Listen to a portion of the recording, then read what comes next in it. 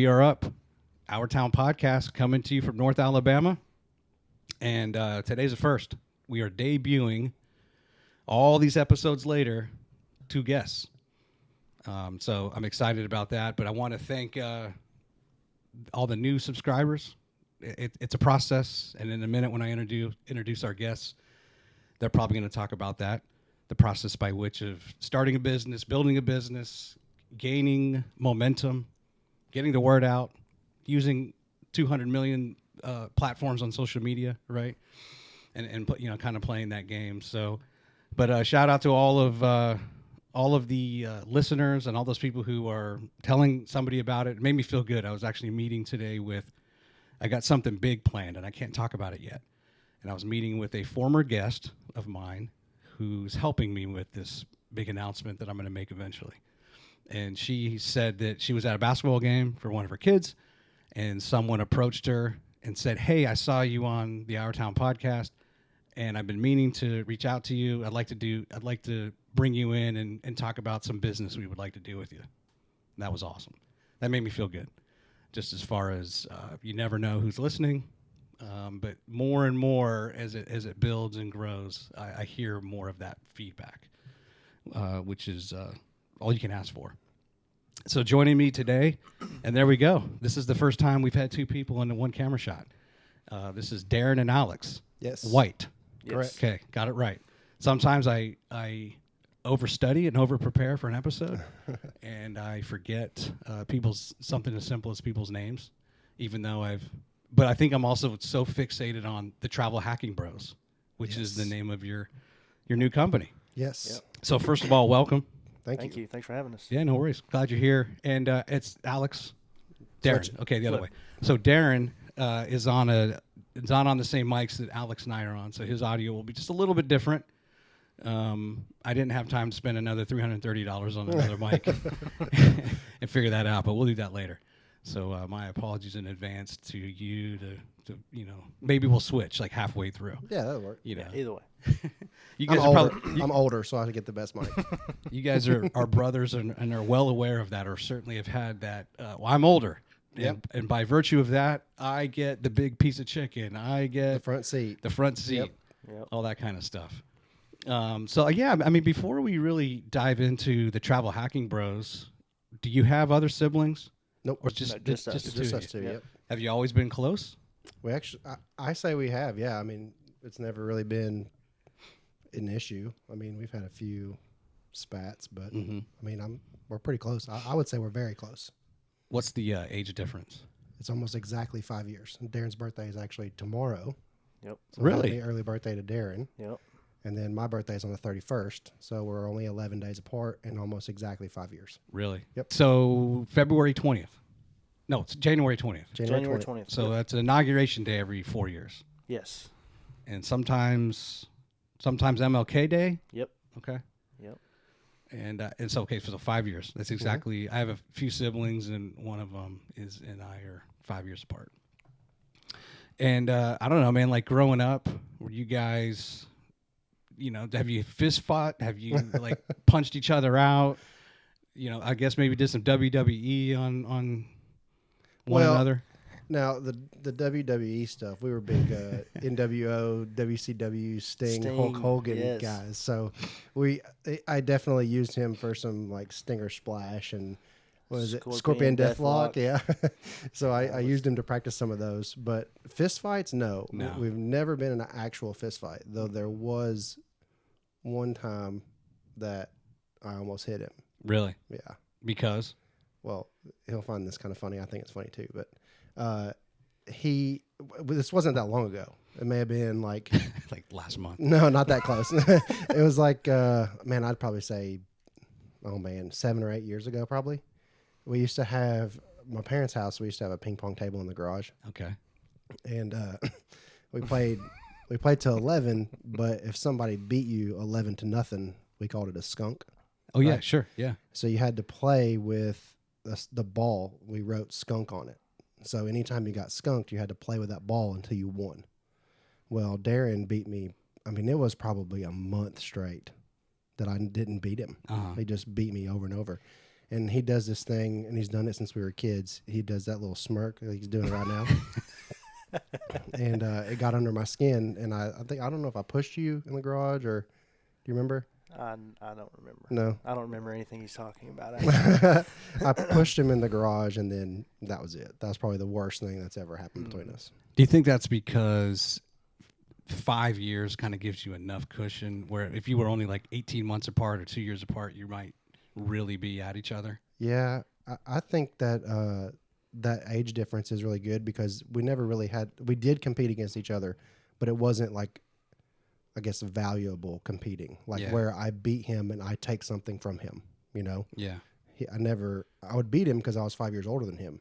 But once he got old enough, then he kind of took over that. But we never had to, fight for the catcher position, or we never had to fight for any of that. He had his stuff, I had my stuff, and it was all just friendly competition. Yeah, now, did you get out of like chores because he was older and it was just assumed he was going to take care of like a lot of the heavy lifting around the house? Well, I had this saying, I've always had it. It was, I got to go to the bathroom. And then I would go to the bathroom. And be gone a while. It would be done, yeah. I come back and then the dishes are done or the trash is taken out and I'm out of it. So that was always my go-to to get out of it. And I think being 5 years apart is just enough apart where he's got his friends, I have my friends, but we're also close enough together where we can hang out and have a good time growing up. And obviously now age is just a void now, but we were able to be separate but then also hang out, go outside and hang out together or whatever. Well, let's come back to that. And as I say that, let me just switch cameras. I'm gonna switch and have you guys both in the same shot for a little bit here as we talk about. Let's just talk about the travel hacking bros and get into that, and we'll come back later to your personal life. But what were you entrepreneurial? Was one of you or both of you entrepreneurial and said, hey, at some point, whatever the idea is, we should start something? What was the kind of the genesis of the idea of creating the Travel Hacking Bros? So, I mean, his daughter's 4, and my mom watched his daughter on Mondays. My mom's a hairstylist, so she's off every Monday. So she would watch Amelia, and they would always kick around ideas on Mondays. Like we're hanging out on Mondays, and they'd kick around ideas. Well, then I had my son in August, and my schedule's floating, so I'm not always there on Mondays. But when I started going over to hang out on Mondays, then all 3 of us started talking. And we always say we always have these ideas, but no one ever acts. But it was always bigger, like let's get into flipping houses, or how do people get rental houses, or wedding venues, yeah. And it's always just been out of reach, But this, we live it, we do it. It's what we do. It's not. I mean, we'd have to spend some money, but it's nothing like buying a house, right, or building a wedding venue. So a lot of the trepidation you had on other ideas was just kind of that capital outlay, and was it really worth the risk, right? Of going into something that you don't know a lot about, and then just what does that mean for the risk to your family? Exactly. Right? Exactly. Is that fair? Yeah, I'd say that's fair. And like you said, we live this stuff. So we've been doing this I've been doing it since August, I think. So we've been able to have our little Monday meetings, as we call them, and we would kick around ideas, and then it finally clicked with us, like, hey, well, why don't we just turn this into it? Where we do it, we know it, we've studied it, everything. So let's try this and see if we can help people. And I've always been one that wanted to help people. Sure. And normally when you think of helping people, you think of like a firefighter like Darren, or a police or nurse. But this is a little bit of a different way to help people. And I think everyone will like it. So let's talk about what is the Travel Hacking Bros? Like right now, if you were to, you go out and you introduce people to this idea. So it's one thing on social media, right? You get a potential customer, they inquire, they come to your Instagram or your Facebook, they contact you over email, you have a call, you have some sort of meeting. What is the level of information you're kind of giving to them in that first meeting? Yeah, so there's information that we have to get how the process works. Like, someone comes to us and we're like, hey, we want to go to Hawaii at the end of February. Well, you can go to Hawaii at the end of February. You're just not going to be able to do it the way that we do it. It does take there's some time in there that you have to have buffered in before you can take that trip. So we got to know when your trip is, where you're wanting to go, how many people are going.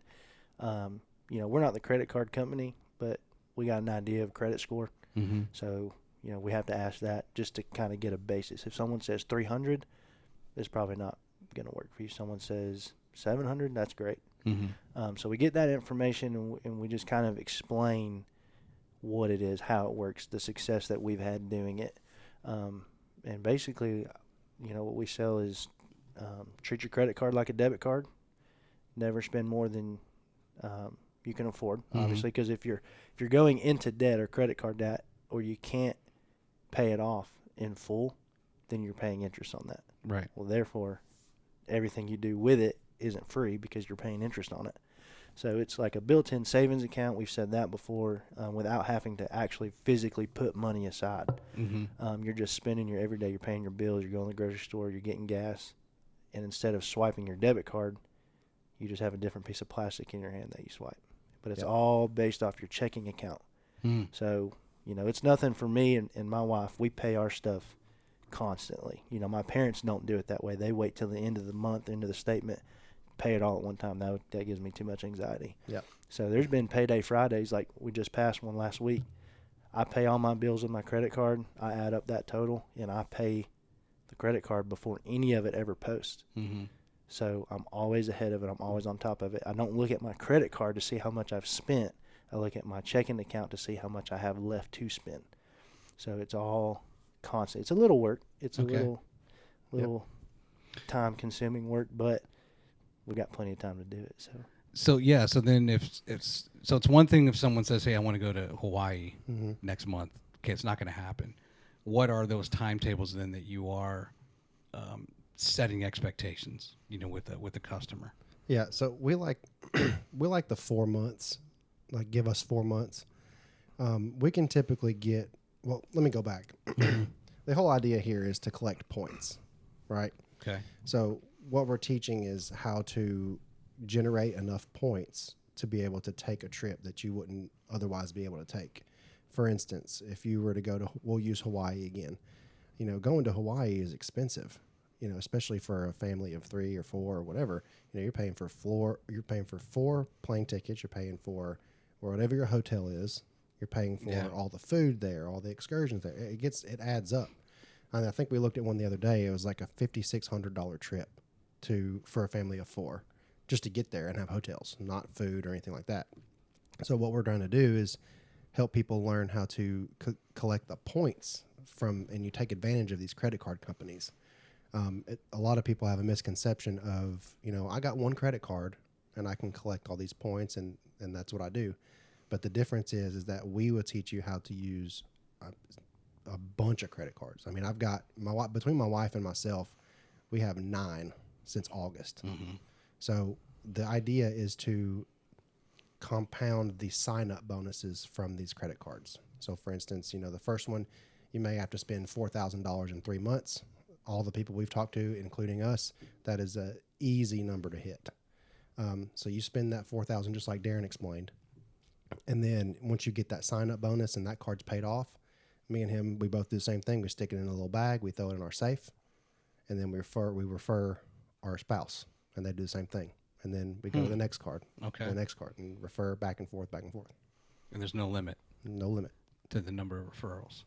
All right. So there is a limit to the number of referrals, but it's hard to hit. Okay. Yeah.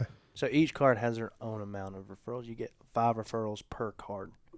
So, I mean, unless you know a bunch of people, and it helps out. But I was gonna say something. And are these the United, Delta, like the airline cards plus? So those are called what we call co-branded cards. Mm-hmm. So like we'll use Chase, for example. You have Chase Sapphire Preferred, Chase Sapphire Reserve, Freedom Flex, Freedom Unlimited, business cards.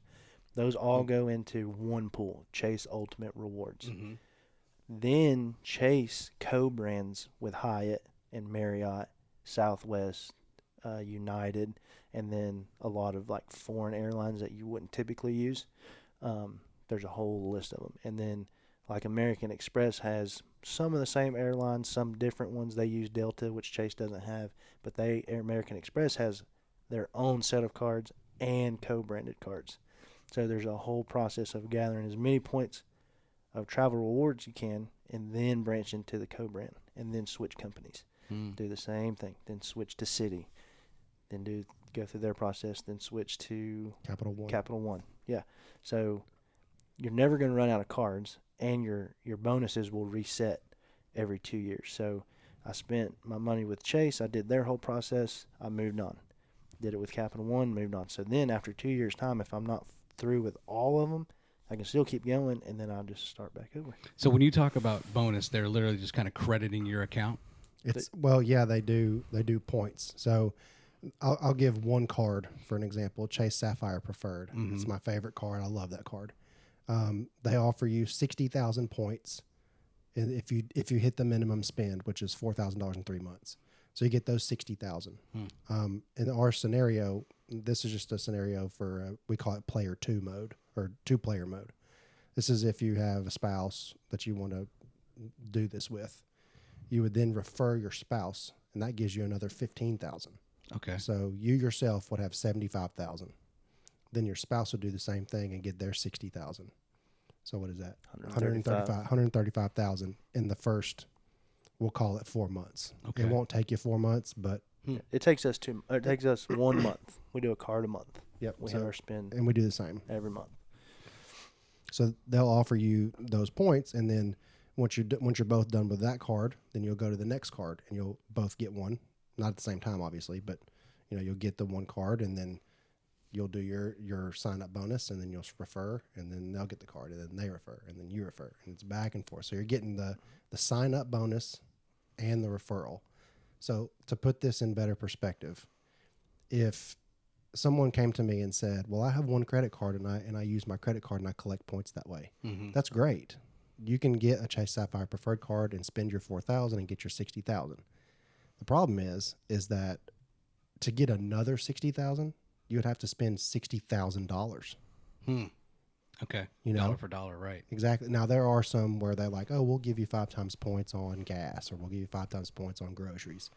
But I mean, really, if you're spending $200 on groceries and you get 1,000 points, it's worth $10. So it's not really worth it in my mind. Right. But that's where we come in. That's where we teach you how to not just use those nickel and dime points, but to get these bulk points that will add up really fast, and you can take these vacations and go wherever you want to go. So then let's talk about, we'll talk about a few things. So one, basically your value add is to help people manage all of this. Yeah. Remember, okay, you established a credit line with Chase Sapphire on this date, and you're just kind of helping them keep those milestones organized, if you will, so they don't miss an important date or whatever it might be. Correct. Yeah. So there is an app that we use. It's not our app or anything. It's called Travel Freely. So I get the credit card. We'll just keep using the same example. I get the Chase Sapphire Preferred card. Before I ever get that card, if someone's with us, we're going to say, hey, before you ever get anything or after you get it, download this app. So they're going to download it, and then you have the option of saying, okay, Darren, Megan. So that's my wife. So when I get my first card, I'm going to click my name in the app, click the add sign, find the card, click it. It'll have the date. It'll tell me how much I need to spend, how many points I'm going to get. And then when you hit that milestone, you go back in there, click that I've done it, and it'll keep up with your points. It keeps up with your annual fees, how much those are. It keeps up like the next year when it rolls around. You don't have to say, what day did I get that card? What day is my annual fee going to post? It's going to say, in 30 days, your annual fee for your Chase Sapphire Preferred card is due. But it's a free app? Free app. Yep. Free. So that's very helpful. You can do it on a spreadsheet if you want, but it's just a whole lot. They've already done all that information for you. You just got to go in there, plug it in, type the date in, keeps up with it all for you. Yep. And to piggyback off that, what we're offering is the order. So there's a specific order that maximizes your points potential. We've done countless hours of research and studying and finding out how that works. So that's what we offer. We offer not only a a hand-holding journey with you. We'll be able to do it all the way through. If you wanted to go just to Hawaii, we can do that. If you want to travel hack for the rest of your life, then we'll do that too. Eventually, you'll get to a point where you're a professional, just like we are, and you'll be able to do it all on your own. You won't need us anymore. But that's the bread and butter. We're offering the hand-holding and the order of which we can maximize the amount of points you get in the quickest amount of time. Also, how to use them, because it's crazy, but you can go to American Airlines website, click Use My Points, and see how much a flight costs through American Airlines. You can also go to British Airlines, find an American Airlines flight through British Airlines, same flight, for half the points, 10,000 less points. So it's a whole. It's not just cut and dry. There's a lot of research and stuff that goes into it, but it's not a scary amount of research. Yeah. You can get as complicated or as easy as you want it to be. It depends on how far do you want your points to go. Yeah. And it's not, we talk about, going to Hawaii. We've talked about going to London, people going to overseas, but, not everybody does that. Yeah. Everyday people, we've done more stuff probably within a 10-hour radius than we have gone anywhere because we have jobs. So we've gone, me and my wife went on the baby moon before our baby in August. That was just a Chattanooga. We went to a wedding in Kingsport for 2 nights. Our uncle got married. We went to Nashville with our family to do the ice thing, and then me and Alex bolted that same night and went to Knoxville to do some stuff at the University of Tennessee. Just they had a sale going on and stuff, so we bolted up there and did that. It just gives you the freedom to say, hey, we're going to go do this. So that was like hotel stays. Hotel stays, because you're doing local driving. Yeah. So when it comes to like going to Hawaii, we're talking air and hotel. Yep. And rental car. Yep. Like whatever the points can satisfy. Yep. Points will cover airline. You can do miles or points, whichever card you have, depends. You can do hotels. And that's another thing, talking about extending your points. There are certain hotels that have much better value on those points, which we love. Hyatt is the best hotel chain ever. Really? When it comes to points. But yeah, you can do rental cars, flights, hotels, all of it. So you're literally landing in Hawaii and you have not spent a dime. And I say that, taxes. You pay taxes on your flights. Yep. Not on hotels. Okay. No money with hotels. Taxes on flights. If you go to all-inclusive, they may have a resort fee, paying for your valet parking, stuff like that, but it doesn't amount to the amount of money that you can spend. Yeah. Right. And it can go, it's information, it seems maybe like information overload, and I think that's what a lot of people get scared by. Some people we've talked to, they're like, it's a lot of information. I don't know how I'm going to handle it. You don't have to handle it. That's what we do. Right. We got it. We know it. We're not just going to say, pay us however much we charge, and then you're on your own. Go try to figure it out. That's not. Yeah, I would imagine in just thinking about this episode and being excited just at the subject, right? Like, wow, this is cool. Like, I actually, a long time ago, I was a travel agent for, and the system we used was the now defunct Transworld Airlines, TWA's. It was called WorldSpan. And so I would literally, like type all these commands on the computer. It was really before we had,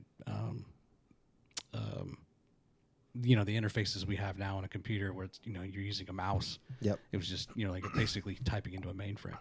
But, I think the one thing I was thinking about in questions I would ask you is, people are going to be, what's the fine print? What are the hidden fees? It sounds like, you want people, you don't want to feel like you're going to the proverbial, like the timeshare thing. Yep. Where, hey, just sit into December. It's too good to be true. Right. Yeah. I remember one time I won a timeshare like in New Jersey, at Atlantic City, New Jersey, and then it doesn't materialize. Like magically, actually, sorry, we can't honor this. And I was really excited to go. Yeah. But I think so many people have been duped, or it's too difficult, and then they just get nervous, right? And there's got to be a catch. There's got to be a catch. But right away, just in this interview, and I didn't ask you in advance, for any information. No. I'd like to discover this, through this process, like the fact that, oh no, you actually have to have probably a 700 plus credit score, or we're not even having this discussion. Exactly. To be able to qualify for the card. And guess what? Yeah, you are going to be responsible for some money. This isn't totally free. And then obviously, I would imagine, there's going to be a service fee that you all, for your time and efforts in helping that, right? So it's not completely free, but it's going to be a lot cheaper than if you just went out it on your own. And then ultimately maybe they'll get a little bit more confidence in themselves as a consumer that carries credit. Yeah, exactly. So, I want to touch on that too. You say it's not totally free, which is absolutely true. It's not totally free. You're never going to get away from Uncle Sam. You always have to pay your taxes. Right. I'm going to give you an example of a trip that I'm going on in like 10 days. So backstory, I'm going on a cruise out of Miami, but this cruise was booked pre-COVID. Wow. So it was canceled from COVID. And then we scheduled it from last year, and then my in-laws had a baby, so we had to reschedule it again. So we had already paid for the cruise. This was before we ever started travel hacking. So what I'm telling you, the cruise is not included. But we, my wife and I, it was my wife, myself, and my daughter. And my daughter's 4, so I have to pay for her a plane ticket. She doesn't get to sit in my lap. Right. I booked 3 flights from Nashville, Tennessee to Miami, Florida. Those 3 flights cost me $33.60. And that was the taxes. What is it, $11.30, Darren? Or $11.20? $11.20 per passenger. Yeah. So I'm paying $11.20 for my ticket, $11.20 for my wife, $11.20 for my daughter. And then when I get down there, how many points did you have to use to qualify for that? Yeah. So it was 116,000. Okay.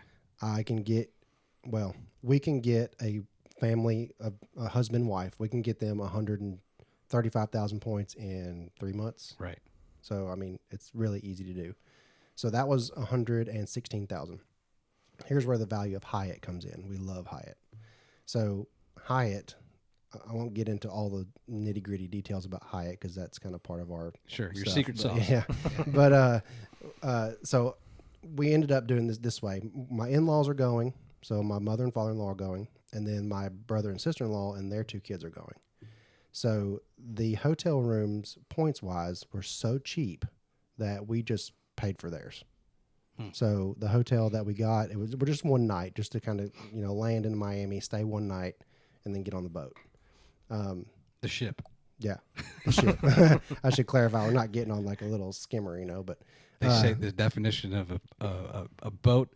In order to be a ship, it has to be able to carry a boat. Oh, there you go. Yeah, so it carries like 20 boats, the safety boats.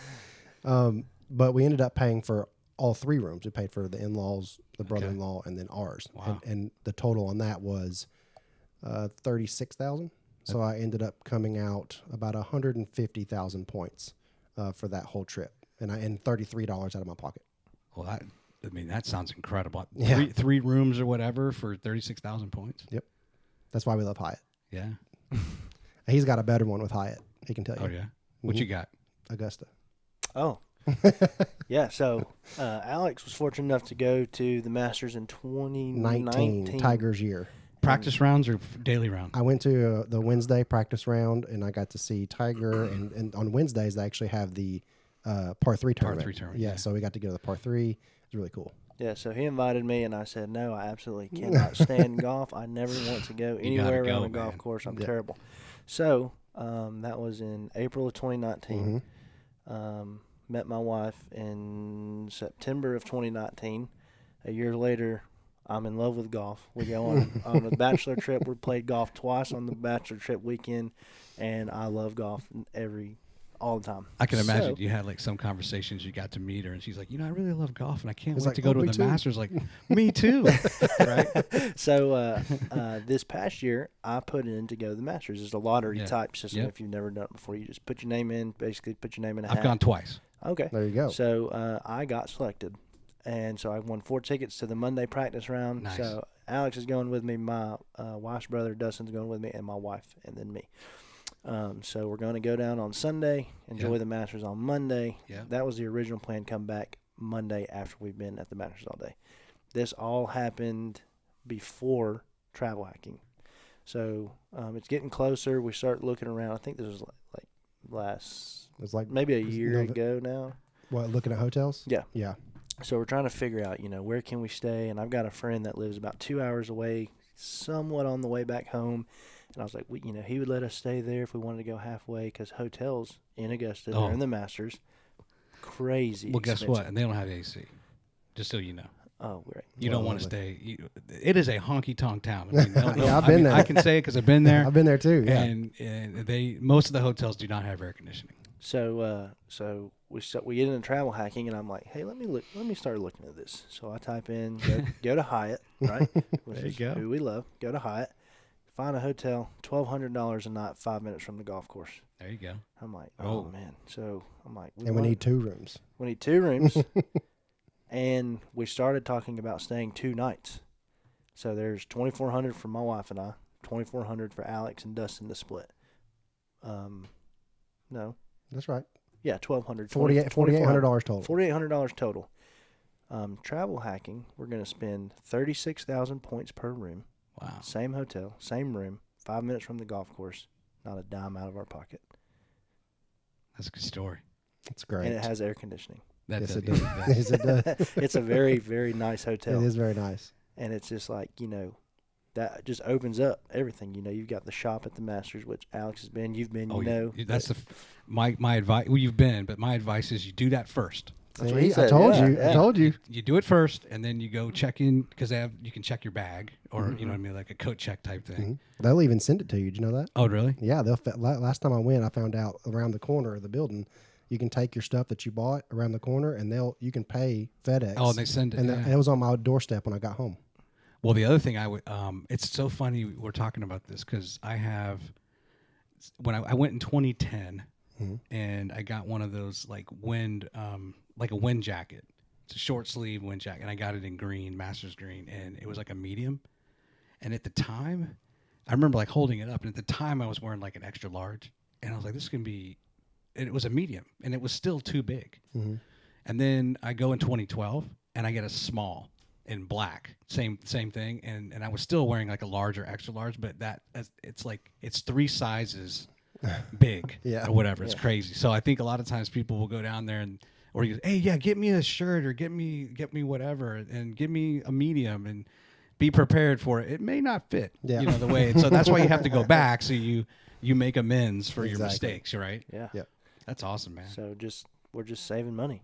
Yeah. And, my brother-in-law is staying with Alex, and, you can't equate these points to a price, Yeah. with Chase points, 36,000 points, $360. Okay. Obviously, those points went a whole lot farther than $360, but my brother-in-law doesn't do this. So to pay his share, you got to put a price on it. So that's typically how you do it. I think it's 10 cents or 10 cents per point or I just whatever had it is, it. but I just added my 36,000 points and said, all right, cash value. If I cash those points out from Chase instead of using them for travel, they would pay me $360. yeah, so he's going for $180 Yeah, so for he's his gonna pay stay. me $180. So instead of staying one night and paying a fortune, now we're able to go the night before, rest up, get up super early, stay at the Masters all day, not have to worry about driving back late. Yeah. We just stay another night, get up the next day, and just come on back. But all the while, you've been continuing to get cards and get points between you and your wife or whomever, right? Yeah, and we you're paid- actively trying to build up that balance. Yeah, we paid for this trip. October? Yeah, maybe before November? that. Maybe even before that. I don't It know. could be, yeah. I'm not sure. Yeah, I mean, we so weren't doing we're- it long. Yeah, we're way. The Masters hasn't happened yet, but Right. we're way past the Masters. Yeah, we have Those points were long ago. We have Gotcha. another trip coming up actually between my Miami trip and the Masters. My wife and I and my daughter and him and his wife are going to Boise, Idaho to visit my uncle and do the whole skiing thing and all that. Now we're only using points for flights there because we're obviously going to stay with him. But again, I mean, $33.60. Yeah, So for me. I've paid. Wow. Well, yeah. No, Yeah. for you it'd be $22.40. Yeah, about half the points. Yeah, half the points because of the companion pass. Yeah, so Southwest offers what's called a companion pass. So you spend, or not even spend, you earn 135,000 points through Southwest. So a co-branded card. Chase runs those. So you just get, personal Southwest card, business Southwest card, and business is very lightly used. Like You sell something on Facebook. you have a business. in. Like, it is incredible. People are like, I don't have a business. I'm like, yes, you do have a business, and it is very easy to have one. Yeah. So I got one of those, and I've met my 135,000 points through the sign-up bonus. Yeah. So now my wife, I did this in January, my wife will fly with me on Southwest flights for free for all of 2023 and all of 2024. The only thing I have to have is a seat. There has to be an extra seat on the plane when I book my flight, or an open seat, I guess, not extra, and I have to pay her taxes. So we're going for a third of the amount of, we're all on the same flight. Yep. I'm paying a third of his points and then the taxes. So we're going for like 30,000 points or something. Yeah. So our three total, I think, is like just shy of 100,000. I think it was like 97,000 points. Yeah. And he's paying a third of that because he no longer has to pay for his wife. Yeah. So even if you got the companion pass with Southwest and if you fly a lot, yeah, even if you just did that by itself and you paid out of pocket for your flights, well, now you're only paying half the price because your wife or friend or whoever's flying with you flies for free. Are you getting any reaction out of people when you mentioned Southwest? That's my grandma. They don't fly. We're talking at my grandma's house. Our kids go over there with our mom on the Mondays or whatever, and she's like, "You don't want to fly Southwest. They mess everything up." She's been watching the news. Yeah. Yeah. My thought on Southwest and all this is if I have points that I'm not paying $1 for these flights, I mean, I'm paying my taxes, but if I'm not paying $1 for these flights and my flight gets canceled and I have to sit in the airport for 4 hours, so be it. I saved $1,200. Yeah. Not to mention, like, there's lounges in airports. So I don't know if you've ever been to a lounge. Well, only when I've flown like business class. So these cards get you access to the lounge. So my parents, I haven't been to Dallas, but my parents went to Dallas when they went to Mexico or Cancun, wherever they went, and they went in the Capital One Lounge, and I mean, it's incredible. Nice. Your food's free, your soft drinks are free, your alcohol is free. They've got rooms in there. Like if you have a 6-hour layover and you want to take a nap and freshen up, they've got little pods. There's a bed, there's a shower, there's a sink, there's a bathroom. Your own little pod. You just if one's open, go in there. Let me ask this before we go too much further. We touched on it just a little bit, and like, what was your idea for Travel Hacking Bros? And you looked at flipping homes and wedding venues and all that kind of stuff. But what was it about this? And you said you've done a ton of research, of course. But talk me through that. Those who kind of approached who first. And you kind of like, oh, that's interesting, and you sleep on it. Like, okay, I'm still kind of excited because a lot of times I'll have this great idea, but it's like sleep on a test, right? How am I going to feel the next day? Yeah. And then how am I going to feel the next day? Am I still excited? And then so talk me through that. How long ago was that? And then kind of how you really dove into this research. Is it just strictly internet searching? Did you talk to people? Talk me through that. Yeah. So I'll talk first and I'll pass it to you in a second, Darren, because I think what I'm going to say can relate to almost every person. Like you said earlier, like what's the catch, or what, everybody always has that lingering question of like in the back of their mind, is this real? Is this true? Credit cards scare me. I heard Dave Ramsey said, don't get credit cards. That was me. Darren actually started travel hacking probably like 2 months before me, and he was preaching it like we are now. You got to do this. You got to do this. And in the past, my wife and I, we'd had credit cards in the past, and if you're not responsible with them, they can get out of hand quick. Mm-hmm. And we've had that problem before. It wasn't lucrative or anything, but we just kind of got a little bit backwards, and we finally got from underneath that. And I was fine. And when he mentioned the credit cards, I was like, absolutely not. I will not. And I did that for probably a month, telling him, no, I refuse. Dave Ramsey says no.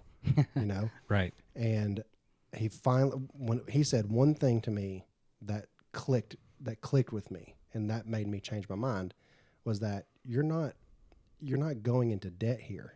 This is not, you want to buy a new couch and now you're spending $2,000 that you don't have in your pocket. Right. That's not what this is.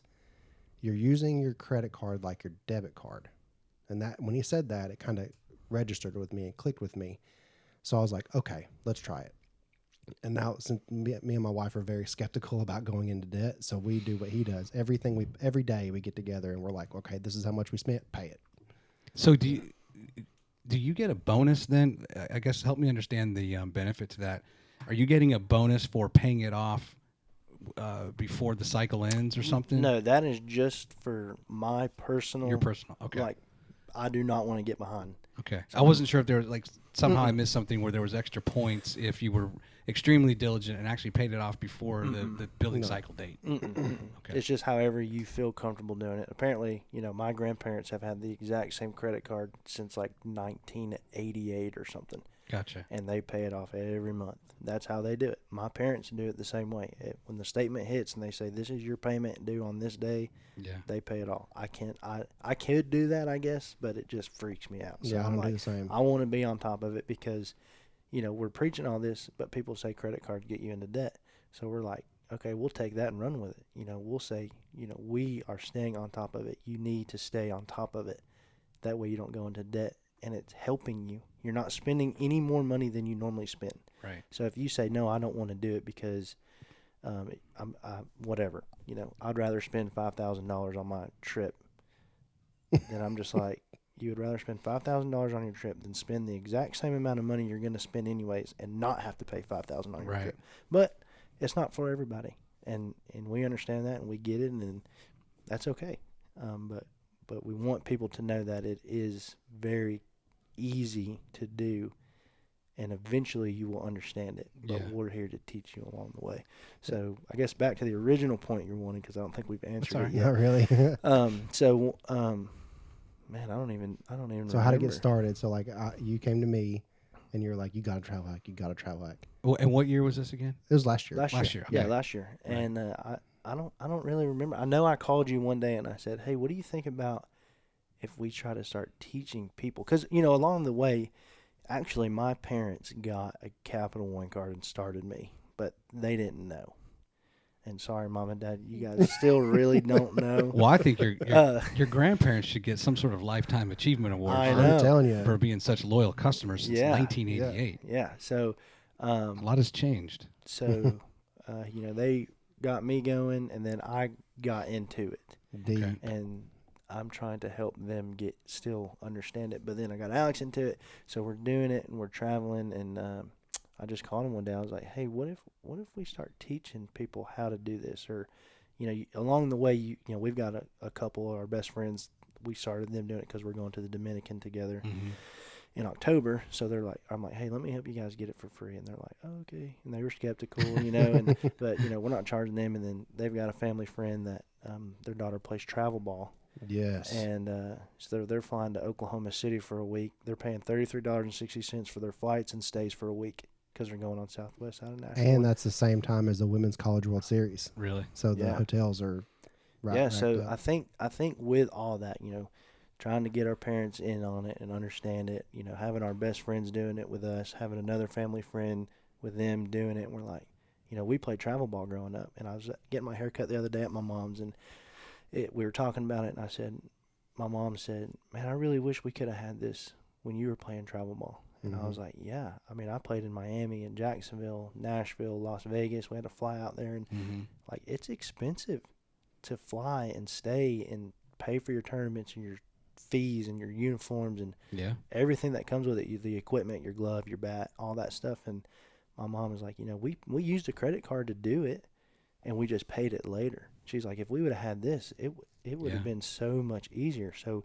with the travel ball family and then us playing travel ball, we were like, we could help travel ball, right? So when we first started it, I think we've joined like 40 Facebook groups about travel ball, and just trying to put it out there, talking to some of the admins of those pages. Hey, we're not a scam. We don't want you to think. We're just kind of posting in here like we're really trying to help people.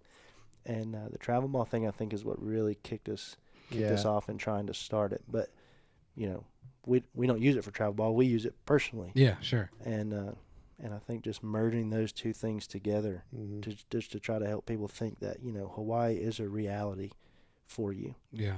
But also going to your best friend's wedding, that's a 6-hour drive in your hotels. You don't have to worry about the cost of the hotel. You just go and enjoy it. Yeah. What's the competitive landscape look like? Are you worried at all? I mean, I'm assuming. I think there's some other companies, and they even call themselves. They use the word hack right in their title. Yeah. But I guess it's somewhat helpful. You're not necessarily just an internet national service, but now it's you know people, right? Yeah. You're going to go and try to build locally and with people who kind of know you. Look, I'm not trying to screw you over. You go to church together or whatever. You seem to be upstanding guys, and they might actually go with it versus just on a whim chasing something they get in their email. Yeah, so right. Is that kind of the value add also that you're bringing? Okay, so we talked to another group, and we met with her, and we had a Zoom call, and she was like, "Hey guys, we kind of told her what we were thinking about, and how do they do things versus how we're wanting to do things." And she was like, "I think this is awesome for you guys." She was like, out of all the people that we know in our network, and they're a big group, like huge, they've made it, and she's like, there's not a single group that does what we're all trying to do the way that y'all are doing it. She was like, we'll help people, we'll put out the information, but really everything's on them. And she's like, y'all are adding in that personal connection of actually walking them through things, keeping in contact with them, assisting them in their booking. So it's not just like, here's the information, pay us, here's the information, you got it. Holler at us if you need us. She's like, y'all are really adding in. She's like, now, don't get me wrong. If you get someone who's wanting to go to Europe on Christmas and their dates aren't flexible and it's 5 months away, she's like, it's going to be a big headache for you guys. Yeah. And we're like, yeah, we understand. But she was like, really, no one else is doing what y'all are doing. Even them on the big scale that they're at. She's like, we never even dove into that. Yeah. Is it? Go ahead. They offer courses. So they'll say, you'll pay them a fee, and they'll say, okay, here's our course. And it's a video or slideshow, or I don't know what it is. You have to pay for it to get it. I don't want to pay for it, but there's no personal interaction there. Let's say, for instance, somebody says, "Oh, this is incredible. I want to do this." They pay them their fee, and then both the people get denied for the credit card. Well, now they're out. Right. And now I don't know what their policies are as far as that goes. But that's the difference between us, is that there's a connection there with real people who we do it. I mean, we've sat here and told you story after story, and we've got more. That we've done this, and we can walk you through. And if you want to call me, call me. If you want to email me, email me. If you don't, that's fine. If you want to only call me when you hit your bonus and say, "What do I do next?" Great. Yeah, I'll do that for you too. Well, there's a big world out there, and as I was, it's a, I think, very mature of people when you might have another company and they could even be a competitor, but the reality is the pie is so big, and there's enough dessert to kind of go around to everybody, right? And just like they wisely, we're not necessarily, even like other podcasts, like we're not necessarily competitors, because everybody has their niche or what appeals to, you're trying to create a market, and everything's different. And I would imagine just about every hacking travel company is probably a little bit different, and is going to speak to different consumers in a different way. To me, it almost, I miss having been a travel agent. I think we all kind of want to have that back. It's so much easier to do with a travel agent, to make a phone call, talk through what you want, and have somebody else do it. The problem was that the airlines, they essentially removed the ability for most travel agents to stay in business. They got rid of they changed the whole commission model, where it used to be you made 10% on whatever. That's great. So if you're helping a family fly to Hawaii and it ends up being $4,000 or $5,000, you get $500. And then they capped it. You get $50 no matter what. So it didn't matter if you sold a $90 one-way ticket to Atlanta or you sold a $700 ticket to London, you're getting $50. And then guess what? And that starts to, purge the industry. Yeah. But corporate travel, I work for Mantech, and I love it when I get to do like just corporate travel, because it's just easy. Yeah. And I can make a phone call. I think there's somewhere in Iowa, the company we use, and I just, I tell them what I need, and then next thing you know, I get an email with everything. Awesome. Yep. And so that's that kind of market where, I can go on Expedia and travel, or not Travelocity anymore. I don't know if they're around Orbitz or Kayak, and I can even type it in Google. And if I want to go that route, it's somewhat easy, but it's still a pain in the butt to like just the logistically, right? I need a airfare, I need a hotel, I need a car. What about, going to, I don't know, some excursion? How am I going to get there? And you're paying for it. Yep. So another thing, just to touch on that, we can't actually book something for someone. Sure. Like in a travel agency, you can have their name and their phone number and type it all in and book it all that way, and it's all good. With these points and the way they're used, it's tied to your personal account. So we can't no one's going to give us access to their credit card account, which we understand completely. But in that account, there's the portals through each bank that offers, these are our transfer partners. These are, our hotels that we like and things like that. And we know how to, I won't say manipulate the system. We know how to take advantage of and navigate those websites to be able to help you walk it through. So no, we can't actually book your flight and you don't type anything, but we can sure as heck be on the phone with you and say, share your screen, click this. Check that out. That hotel is 10,000 less points and it's closer to where you want to be. Things like that. Yeah, I think it's like, I guess to kind of clarify or further my point, it's like this 2023 version of a travel agent, which is now, hey, you're not asking to do the booking, but like you help me to get to a point where I'm going to save a ton of money, and the technology as it is, it's littered with all kinds of apps and in different ways to do stuff, right? And book things on my own. Now you've just helped me to remove a huge barrier by just kind of, okay, I can do this and use the Hyatt hotel, or I can go fly Southwest and it's going to cost me $30. Yep. Yeah, and we've mentioned Hyatt and Southwest a lot. Those aren't the only hotels, right? Yeah. We just love them. That's the difference. But no, any hotel you love, people may be Marriott people or IHG people or Wyndham Choice, whatever the case. And even if you don't have a direct transfer, because there's a lot more airlines you can direct transfer than hotels. Yeah. You can still stay at different hotels. Like when we went to Knoxville, we stayed at it's called the Graduate. So they have a couple of them throughout the country, and they're specific to where they are. So Nashville is obviously country music themed. The one in Knoxville is right in the middle of campus, right on the strip. Everything Tennessee, football, student, athletes that's come through there that are famous. Everything is Tennessee in the building, and they're themed. Well, that's not an affiliate with anybody, but we went through the portal and still stayed for free. So it's not specific to certain hotels. You can stay in any hotel. It's just your points can go further when transferring to people. Yep. But you're not limited. You can stay anywhere you want to stay. Hit me the portal. You just mentioned the portal. Mm-hmm. What was that again? All right, so Chase, so we'll just go back to Chase. You have all your transfer airlines. You have Southwest and United, which are the main airlines in America. Then you have your Hyatt hotels, your Marriott. Right, okay. But then, so if you don't direct transfer to them, Chase themselves is an ultimate rewards point system. So you can go in their portal, hit book just like Expedia. Yeah. You go in there, hit book a hotel, book a flight, book a whatever, and then you just type in the city, Nashville. All the hotels in Nashville will pop up just like Expedia. It'll give you a cash price and a point price. So the reason we love Hyatt is, I'll use the hotel we're staying in before we go to Boise. It's $187 a night. So if I go to Chase Portal and I look it up and I find the hotel, it's going to say $187 a night. We're staying one night, $200. So $187 is 18,700 points. I can go into the Hyatt app, go to the same hotel, and I'm paying 8,000 points for that same flight. Gotcha. So I just saved 10,000 points by clicking 2 extra buttons to transfer those same exact points to the Hyatt versus booking through the portal. I gotcha. Sometimes that's reversed. Sometimes it's cheaper in the portal, more expensive with the affiliate, but that's where we come in. Gotcha. We know how to navigate it. We know how to look and help you understand that process. Because eventually, like he said, I think we finally came up with a name for our thing, travel training camp. Yeah. So that's what we're selling, essentially. Travel training camp. You'll go through rookie, veteran. No. Rookie, Pro, veteran, all-star.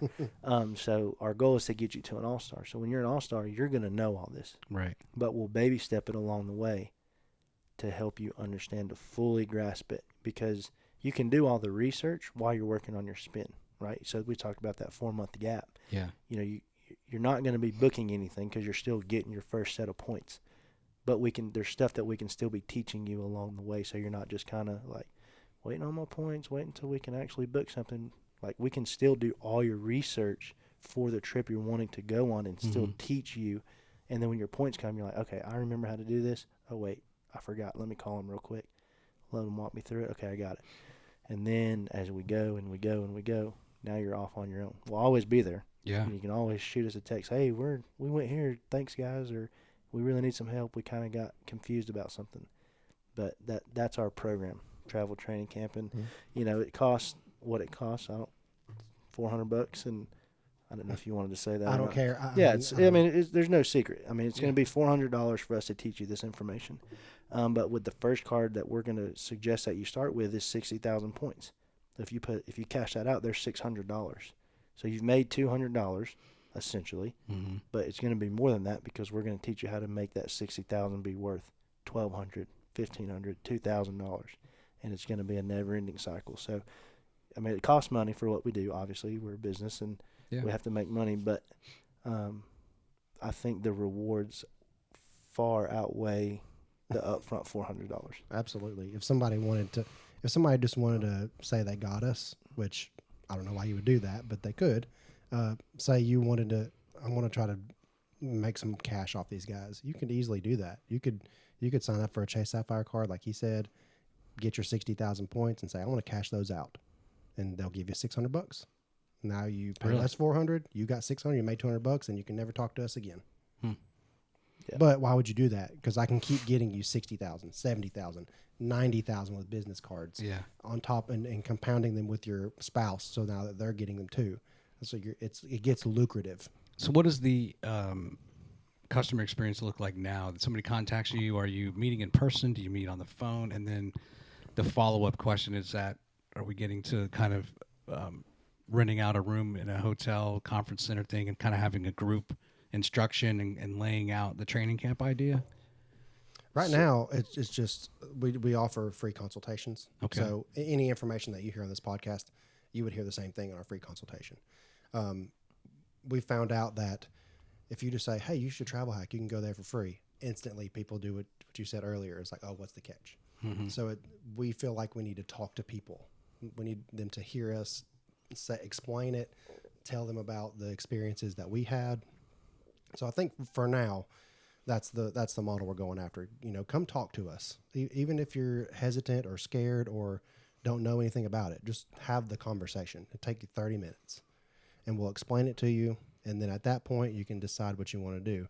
And then they would, go to our page, or we could even do it over the phone and just say, if they decide, yeah, I do want to do this, then we can do it right there on the phone and get them started on their rookie section of the training camp.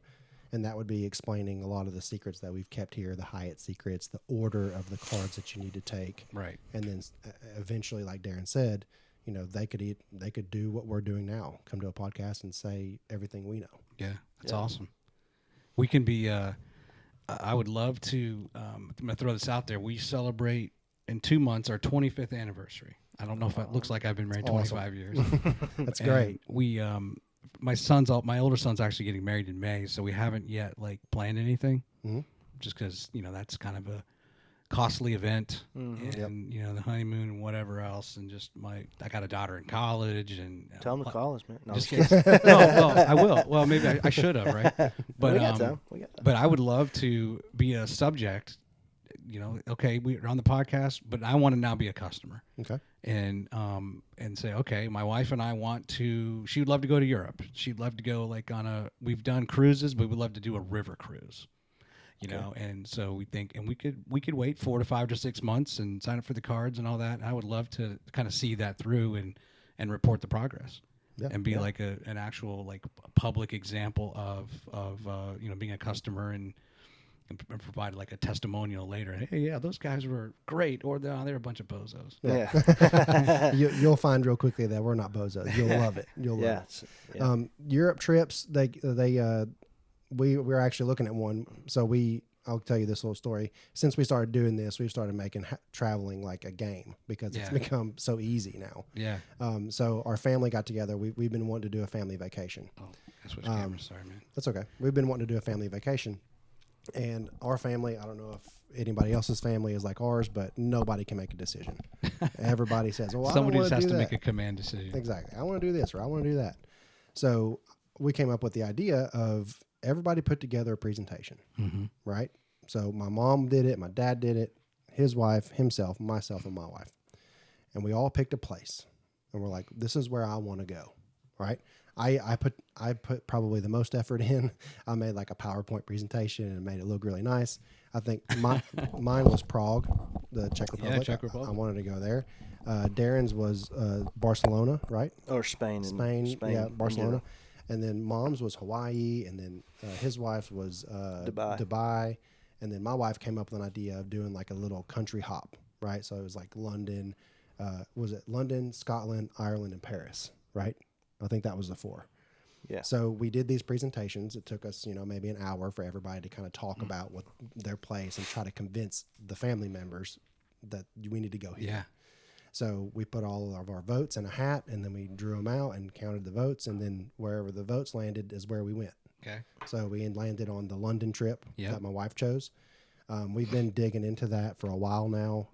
It can get complicated, especially when you're hopping around like that. But we've learned some tricks about London or European travel.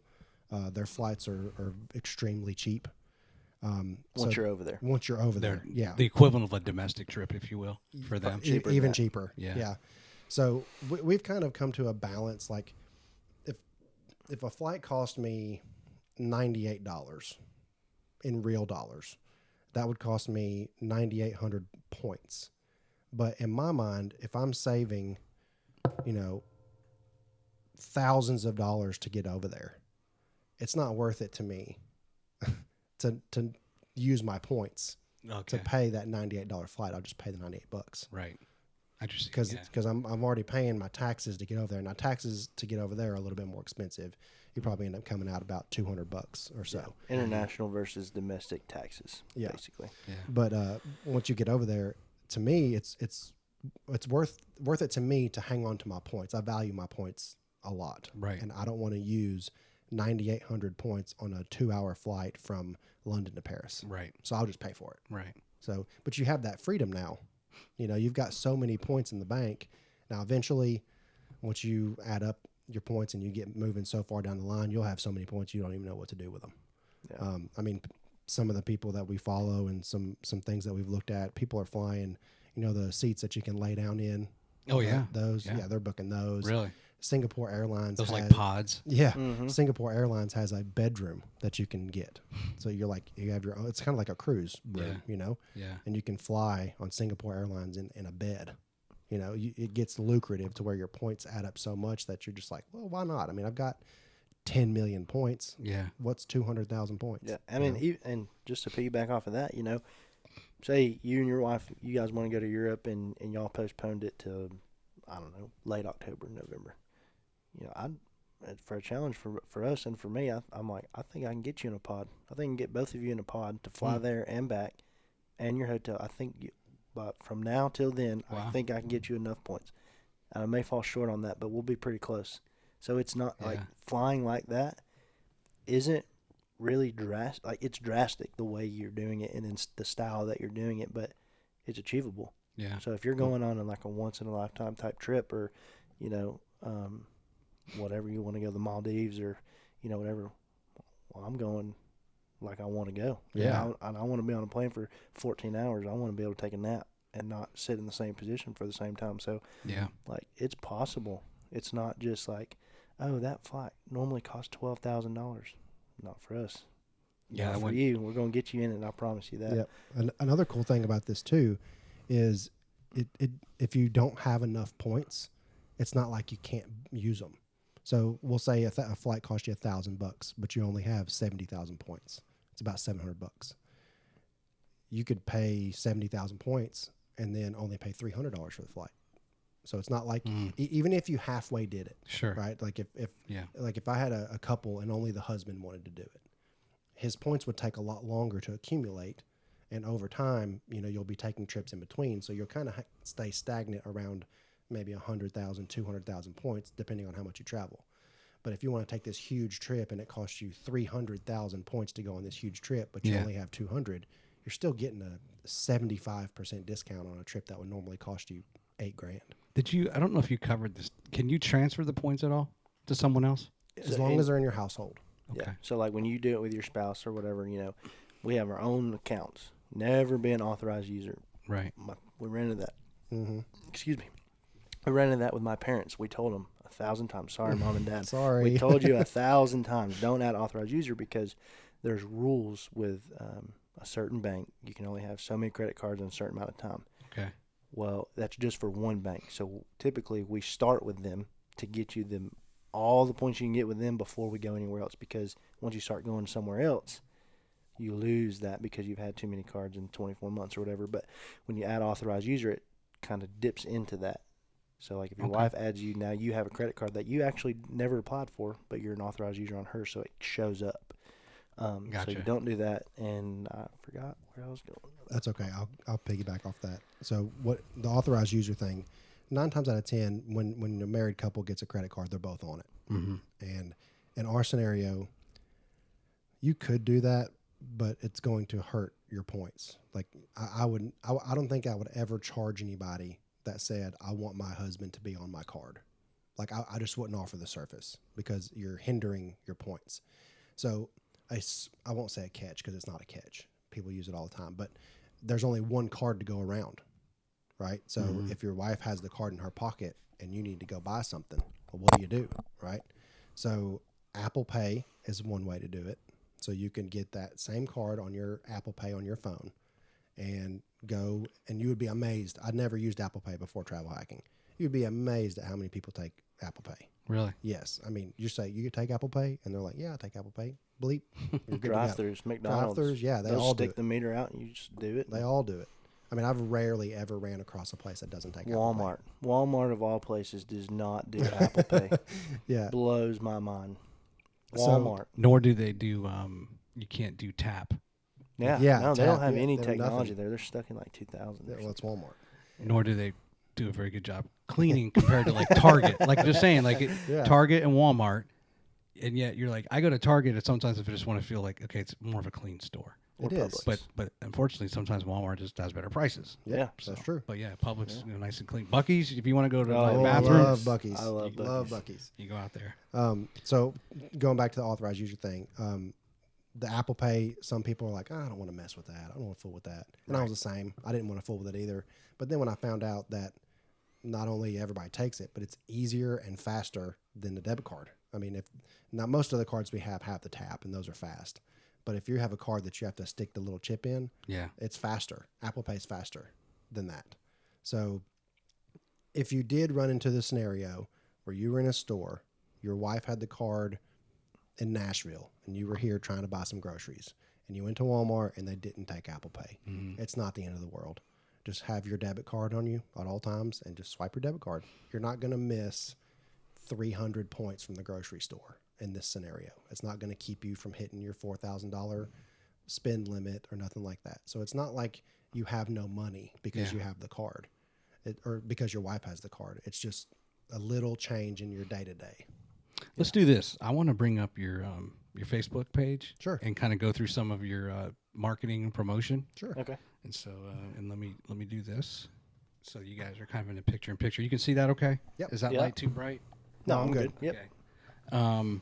So this is one version of it, but kind of talk me through. I like the simplicity of your logo, or just kind of your approach. But yeah, I mean, if you could, and I think some of these there's differences, right, as we kind of go from one screen to the next. But I mean, just kind of talk through even just these shapes and just kind of the thought you put into as you put your brand out there. Yeah, so Alex is the guy. I am not creative whatsoever. So about 99% of the things you see on social media, Alex is on it. So- I just hit the share button. So I'm not by any means educated on this, but I always have been kind of creative a little bit.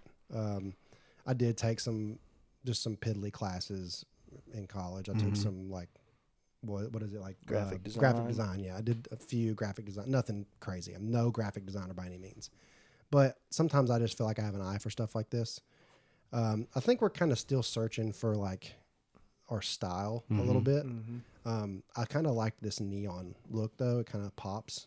So I kind of like that a little bit. So I ran with that for a couple posts and then changed it up later with a few other ones and just trying to throw it out there. And I forgot what I was going to say. Well, is there any significance with just the two pink staple shapes? Or is that just kind of hey, it looks kind of cool, I'm going to go with that? Looks kind of cool. Okay. I do really like that blue brick. Yeah. Or whether it's a light hitting the brick, but okay, let's go to the next one. So this is thank you. And actually, it's funny. I have a business card right here, and it's like it almost looks exactly. Yeah, it does. It's essentially the same thing. Yeah. I got some stickers, but so now though you have more, and maybe there's the one on the top, right? The THB, and you've got the the jet stream, if you will, where it's a travel hacking bros, but same thing, kind of just simple I think we approach. evolved into that. I think Actually, this one, I watched your podcast before I made this, and I saw that you had this brown desk. Yeah. So I wanted the background to be similar. So Okay. I kind of made that like wood background desk. And then I just did our logo on top and your logo on bottom, and then said, "Hey, this is coming out in January 25th." Yeah. Just because you told us beforehand when you would release it. So, But your logo itself, I like that. I mean, it's just yeah, I think what happened is I talked to Darren and I was like, I want to. A lot of other companies that do this, there's a lot of women that do it, and I've never seen a group of men do this. So I wanted to be different from them, but that's kind of easy because a lot of their things are like a lot of cursive handwriting and kind of girly, and we wanted it to be, hey, these are two bros, two dudes. yeah, two dudes who are brothers who kind of sleek. So that's kind of where I got that from. Just trying to be simple and sleek. Yeah, and I think that's the focus. We're still evolving every day. We're on the phone. Yep. Probably more than we should be. But, yesterday on our Instagram we started we want simplicity. We want it to be nice and neat. Yeah. But also in a dude kind of way, look kind of. So I think we focus on the simplicity and the, all of our stuff coming together that we're about to start putting out. We worked on today. It's all going to be kind of the same theme, same color scheme, same, we'll still use this and the color schemes and everything, just a little bit organization, nice and neat, clear, simple. That way it's not so over dramatic. Yep. There's another one. Here's that neon color. I love that. I don't know why I love that so much. That was I think that was like the color last year. Yeah. That green. I don't know what the color is supposed to be this year, but whatever that teal or something was like the color. Yeah. For 2022. I like the way that one came off. And what I was trying to do is, if you look there, it says book a free consultation. Right. I'm trying to get eyes on it. And I think having something cool like that looks, hip and in style, like maybe they'll look at the picture and then it'll take their eyes to, book what, and then go look and dig and things like that. So I must have missed that one. That's the first time I've seen this one. I actually took that same thing, and I think it was either Instagram or TikTok or something, but I made like a little video where like a neon light comes through so you can't really see it at the beginning of the video, and then this neon light kind of real fast to the middle, so it like lights it up and then lowers it down, which I thought fit perfect because there's like a little neon light behind it. So yeah, that's where I got that from. And then here's another one. That's a good one. Yeah, so actually, if I'm not mistaken, the bottom left is Boise. Yep. Top right is where we're going. Top right's Miami, Yep. and then you've got the ocean and the plain. Just places that we're going. That's what You bring that personal touch, if you will, Yeah. to the graphic. Yep. Yeah, it's not just some pictures. We got those off the internet, but there's stories behind it. We told you the Boise trip where we're going, and he told you the Miami trip, and I think that was the focus of that one. Yeah, and I think so too. Like if you find yourself, speaking to the listeners, if you find yourself on our website, this business idea kind of came to fruition maybe 3 months ago. So we're very, very new. And a lot of the pictures you see do look like those are fake, which, yeah, they came off the internet. But, all of the trips that we have taken for travel hacking, we didn't take any picture. Well, we took a few pictures, but nothing for this because we didn't have this idea then. But very soon, like I said, I'm going to Miami in 10 days. So Then we're going to Boise, and we're and going then to Masters. yeah, Month. Yeah, so 3 trips in the next 3 months. So you're going to see a huge flood of real pictures. We'll take pictures in the airlines. We'll post how many points it cost us. We'll take pictures of the hotels, all that stuff. Yeah, price to point. Yeah. Like, it would have cost this much money, but we've spent these many points. Right. We'll do the whole 9. Yep. And let me bounce that camera real quick. I am very aware that I have like a glitch going on. And that's just something with the capture. So, it's things where I worry about things when I see glitches, But then I realized, some people are like, oh, I didn't even notice. Yeah, I did not And if notice. they did I notice, didn't either. it doesn't matter because as long as the audio is good. But Yeah. I do know there's this like little glitch thing, and sometimes those are just unexplained. You're talking about the color. No, you'll see like in your camera. Just give it a second. You'll see it. It's not on the lap. It's not. Oh, yeah, I you see that little yeah, glitch yeah, in yeah. just the picture in picture. I mean, I could turn it off, but I am aware. The one thing that I kind of like about you varying, it seems like, you guys are trying to figure out what your color sets are going to be and all that. But, we live in this world where some people will tell you need to post 7 or 8 times a day, which is like, to me, it's exhausting. Yeah.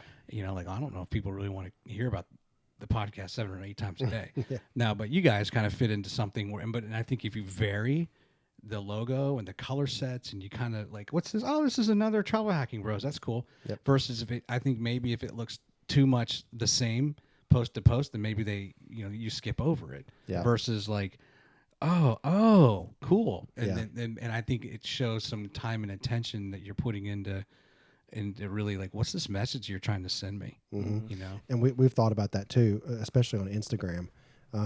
The color scheme that we're trying to go with on Instagram, we picked out like this like really deep army green, hunter green color, and we're setting it up to where you have your original logo, and then below it you can set your little highlights from your story. So we're gonna have all of those highlights be that color. So when you click on the screen on Instagram, the top half of Instagram looks very uniform. It's like white, black, green, like very clean. And then when you go down into the videos and pictures and stuff, you'll see a big variety like you see here. That's awesome. Yeah. I actually don't even know what's this is your credit score thing, right? Is this you? Yes. Right? This is your site. Yep, that's us. Okay. Yep. That's a good one. That's a question we get a lot. It's one of my favorite questions. Me and Darren actually, he came over. When did you come over? Was it last week? I worked last month. 2 weeks ago. 2 weeks ago. Darren came over 2 weeks ago. And when we first started travel hacking and we did our research and stuff, they say, oh, your credit score is going to go up from this. It's going to go up. It's going to go up. And we're like, there's no way. Right. I've opened 9 credit cards in 8 months. There's no way. Well, sure enough, it goes up. The key is, like we were saying earlier, you can't go into debt. You cannot spend money that you don't have in your pocket. So your score went up. It went up in proportion to the card you're adding. Yes. Yeah. So like your credit score is separated, I guess, into categories. You have like high impact, medium impact, low impact. Drawing a blank exactly what it is, but there's 2 high impact categories, 2 medium, and 1 low. Age of credit, how long you've had credit, how much available credit that you have, hard inquiries, stuff like that. But you're going to take a hit. Anytime you get a hard inquiry, you're going to take a hit, a couple points down. And it may stay down just a little bit, but, credit bureaus post different times. So, like, it may catch you when you spent $3,000 and it's still in your account, you haven't paid it off or whatever the case, or it just so happened to hit at the same time you're paying your bills. So it may stay stagnant right there. It may drop. It's going to drop when you get your credit card. But then the next month when it cycles around, well, now you've jumped from, so we'll just use an example, $10,000 worth of credit. We've gotten another credit card since then, so now you're up to $20,000, but you've also paid that off. So now you're showing $20,000 in the line of credit using 0 of it. Mm-hmm. So that's where the jump comes. So you take a little step back, jump forward. Well, then you take a little step back, which is still higher than where you started, and then it's going to jump again. Then a little step back, and it's going to jump again. So it takes a little hit for a big jump, or I won't say a big jump. You're not going to go from 700 to 800 in one credit card, but you could drop 5 points and then jump 12, and then drop 3 the next time and jump 8. So it's periodically over time. It's going to just keep going and going and going. If you stay out of debt, pay it off, do all of the stuff that we tell you to do. Yeah, I mean, I would think that this is just a guess on my part, but credit cards, they want your business. They don't necessarily want to punish you and otherwise preclude you from even signing up. However, but that's obviously if you stay within, acceptable range of consumer behavior. Yeah. So what, kind of what I use an example is like, say you're talking to us and you want to do this. I'm going to say these credit card companies make a lot of money because for every one person who does what we're doing, there's probably 50 or 100 people who don't do that. That's where they make their money. Mm-hmm. They would not offer you 60,000 bonus points and referral points and 75,000 points, and they wouldn't offer that if they weren't making money. Sure. They're building these nice lounges and give everything in the lounge for free. Oh, I'm a Capital One member. I get to go in the lounge and take a nap and take a shower at my flight. Where's that money coming from? People who aren't disciplined. Right. They give all this stuff because they're going to make money. So the small percentage of people who do what we do, we're not paying their bills, but they're offering it because they know 90% of people are going to fall behind. Right. Yeah, rather than, and that was a question I was going to pose to you, that they certainly are aware that these hacking companies exist. Mm-hmm. I mean, you know, when you set up these programs, you know that they have to have, there's somebody at that company is playing devil's advocate, like, well, wait a minute, what if, right, consumers, but they understand most people aren't disciplined. And let's say I'm not a disciplined person, but I want to do it, then that's why I probably hire some people to help me. Yep. Stay disciplined, Yep. right? And remind me what is it I have to do, and what is it the things I can't do, Yeah. right, that disqualify me or put me into trouble. Yeah, and going back, Like you said, they're going to make money. Yeah, way earlier you asked us, you know, what is y'all's model? And another thing that the ladies we talked to said, you know, you guys do it different. We're going to check in.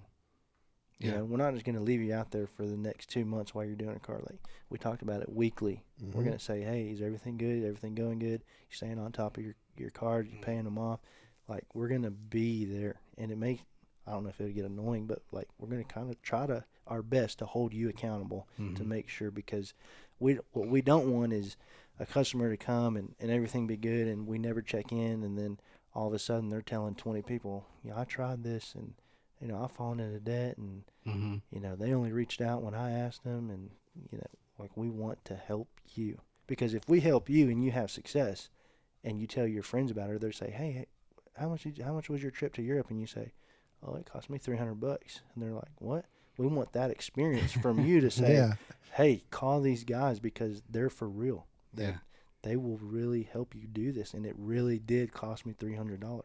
Like, we have success stories, but I think it's more beneficial for other people to say, Sure. hey, we use Travel Hacking Bros, and we really did pay $300. Yeah. Let's. I want to pull up this one because I think this is your flagship in a way, right? Yep, Mhm. it is.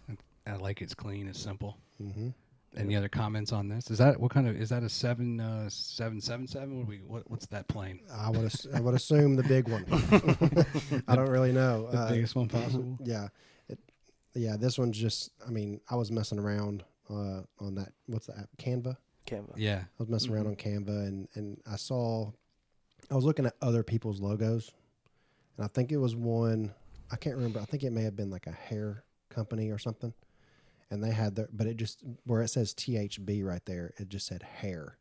And then in the middle of it was like, it looked like one strand of hair, like kind of like a curly strand of hair. Yeah. And then at the end of it, it had a pair of scissors, like cutting it off. And I was like, oh, that's cool.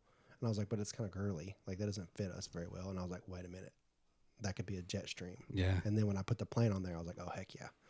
So I put the letters on there and then the words in there, and I was like, man, this is great. And I think it took me like 15 minutes, and I sent it to Darren, and I was like, hey, what do you think of this? And we were both like, oh, we love it. We love it. Yeah. Yeah. So that's a good one. We'll run with that one for a long time. Then what about like on the icon side where your tile or something, you know, like you have something even smaller that you're So we actually did this yesterday, and we're going to keep doing this similarly, the highlights on Instagram. So those little bubbles or highlights, if you will, on Instagram, we're going to roll with like a similar color scheme like I was talking about earlier, but we're going to drop little pieces of information that you want to know. Like the thing we did yesterday was myths.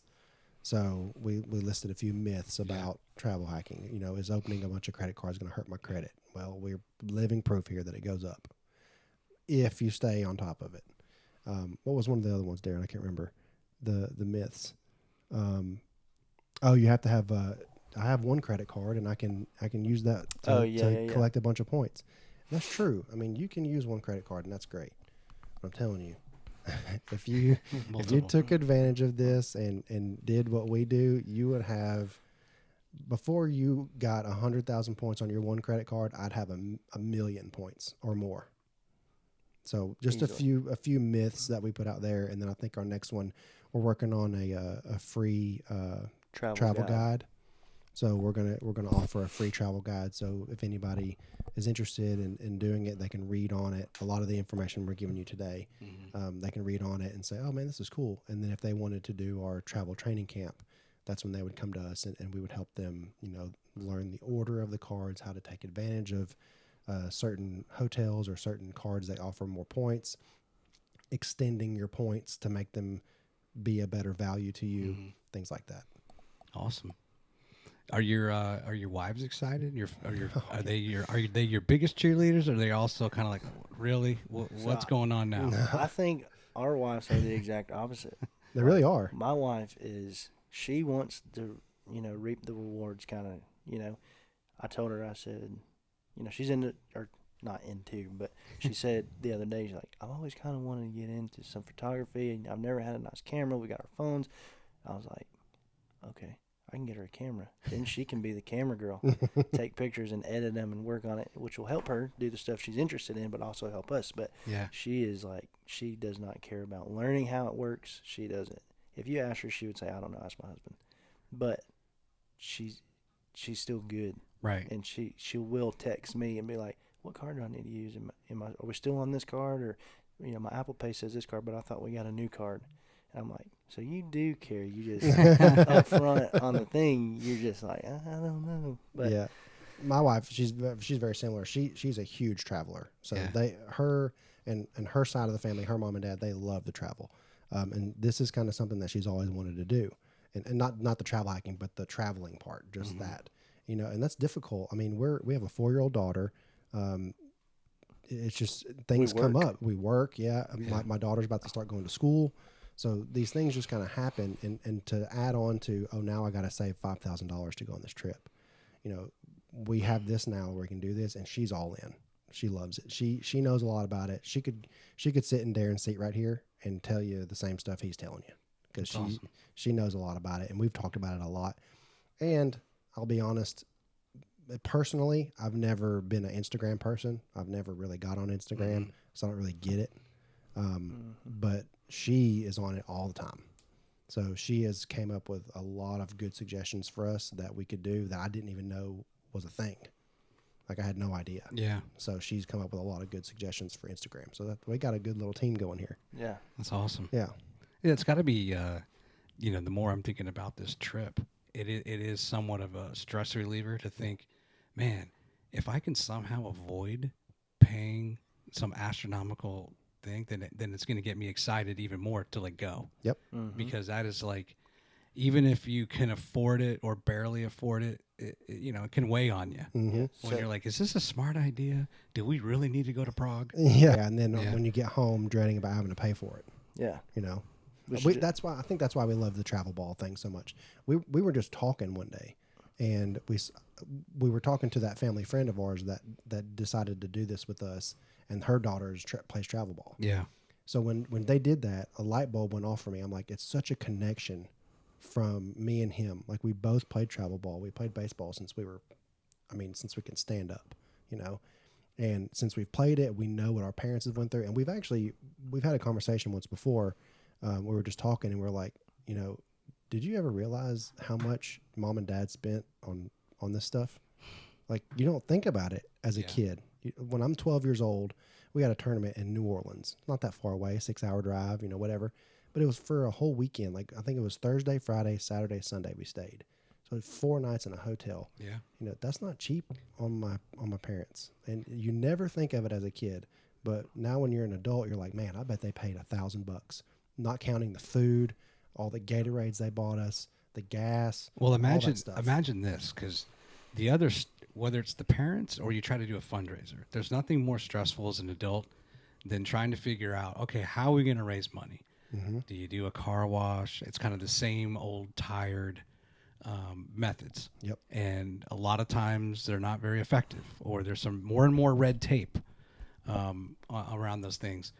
It would be, I'm now envisioning a different kind of meeting. You're not just having a meeting of times past and say, hey, how are we going to raise $25,000?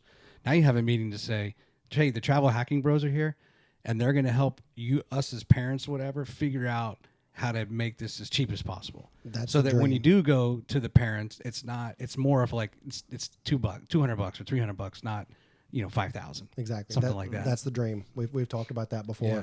You know, with our love of sports and baseball, I mean, it hits so close to home. If we could go into a travel ball team, and just say, hey guys, we can do this for you. Now everybody's different. You know, somebody might have a 500 credit score. It's just not for them, and there's nothing we can do about that. Right. But for the people who qualify and the people who can actually do it, it's easy. I do it every day. Darren does it every day. Regular guys. There's no change to your lifestyle. Nope. Not at all. I'm going to try to remove this glitch. I'm going to switch over to this camera. The Hey, only- let's do this. Speaking of baseball, I found something. Uh-oh. Oh boy. And you ready? I'm ready. All right, here we go. Is this Darren? Oh, Motlow. Where Motlow? am I? Is this you? That is Number me 4? with long hair. With the Yep. long hair. That's Yeah. him. So you were at Motlow State? Motlow State in Tullahoma, Lynchburg, Tennessee. Okay. So not far from here, and I played 2 years there, and I loved it. Yeah. Now played- check out this shot. This is Uh-oh. now. I know now what's we see coming. the flowing I already locks. know it's coming. Yep, the baseball. Boom, There it There is. it is. Yep. At So A&M? I transferred from Motlow State, where I played 2 years, came to Alabama A&M and played for 1. And Let's look at these stats. Don't look at the stats. Oh no. Don't look at the stats. Don't look at the stats. Do you remember what you hit? Yeah, bad. Okay, It it was wasn't that bad, was it? It was bad. Yeah, I mean, I won't put you on the spot, but I know what it is. It's bad, like 190 or something. 196. 196. Dude, But- that's awful. I know. Let me I ask you know. this though. Hey, I did throw out Anthony Greer at Auburn. You did it though. all. I did do was that. Cool. But you did do something that in all my years of baseball, I loved baseball. I never hit a home run. Oh, But you Yeah. hit a home run that year. I hit 1 home run. Tell Yep. me, and you Left just field. walk us through it. All right. So when I was 8 years old in coach pitch, I hit a home run over about a 100-foot fence. Yep. That was seemed like it was 100-foot fence. 100 feet in the air when I was a kid. But It was. It was like the Green Monster. Yeah, it it was was a high a huge fence tall in left fence. field, and I hit it off the fence all day long, and I finally got out. That's when I was 8. When I was 12, I was playing at a tournament in Muscle Shoals, and the wind was blowing probably 100 miles an hour, dead to left center field, and I hit a pop up that I thought it was out to the shortstop, and it went over the fence. And then I hit that home run right there. It was a conference game against Mississippi Valley State. Oh my gosh, I know a trivia question on that. Is that where Jerry Rice went? It Yes, it is. Yeah. Yeah. So it was against them at home, and I've never done that before, really. You know, as the first one, I was a kid. The second one, I thought I was out, and the third one, I was like, "Oh, I'm in college. I just hit a home run." That was a shot too, and we were all there. You were Like, there yeah, seeing I was stuff? there. My wife was there. My mom and dad were there. Like everybody was there.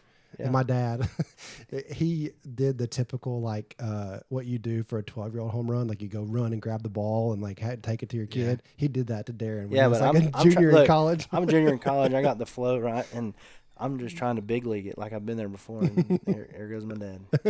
But I still have that baseball, thanks to my dad. Yeah. So Do you? yeah.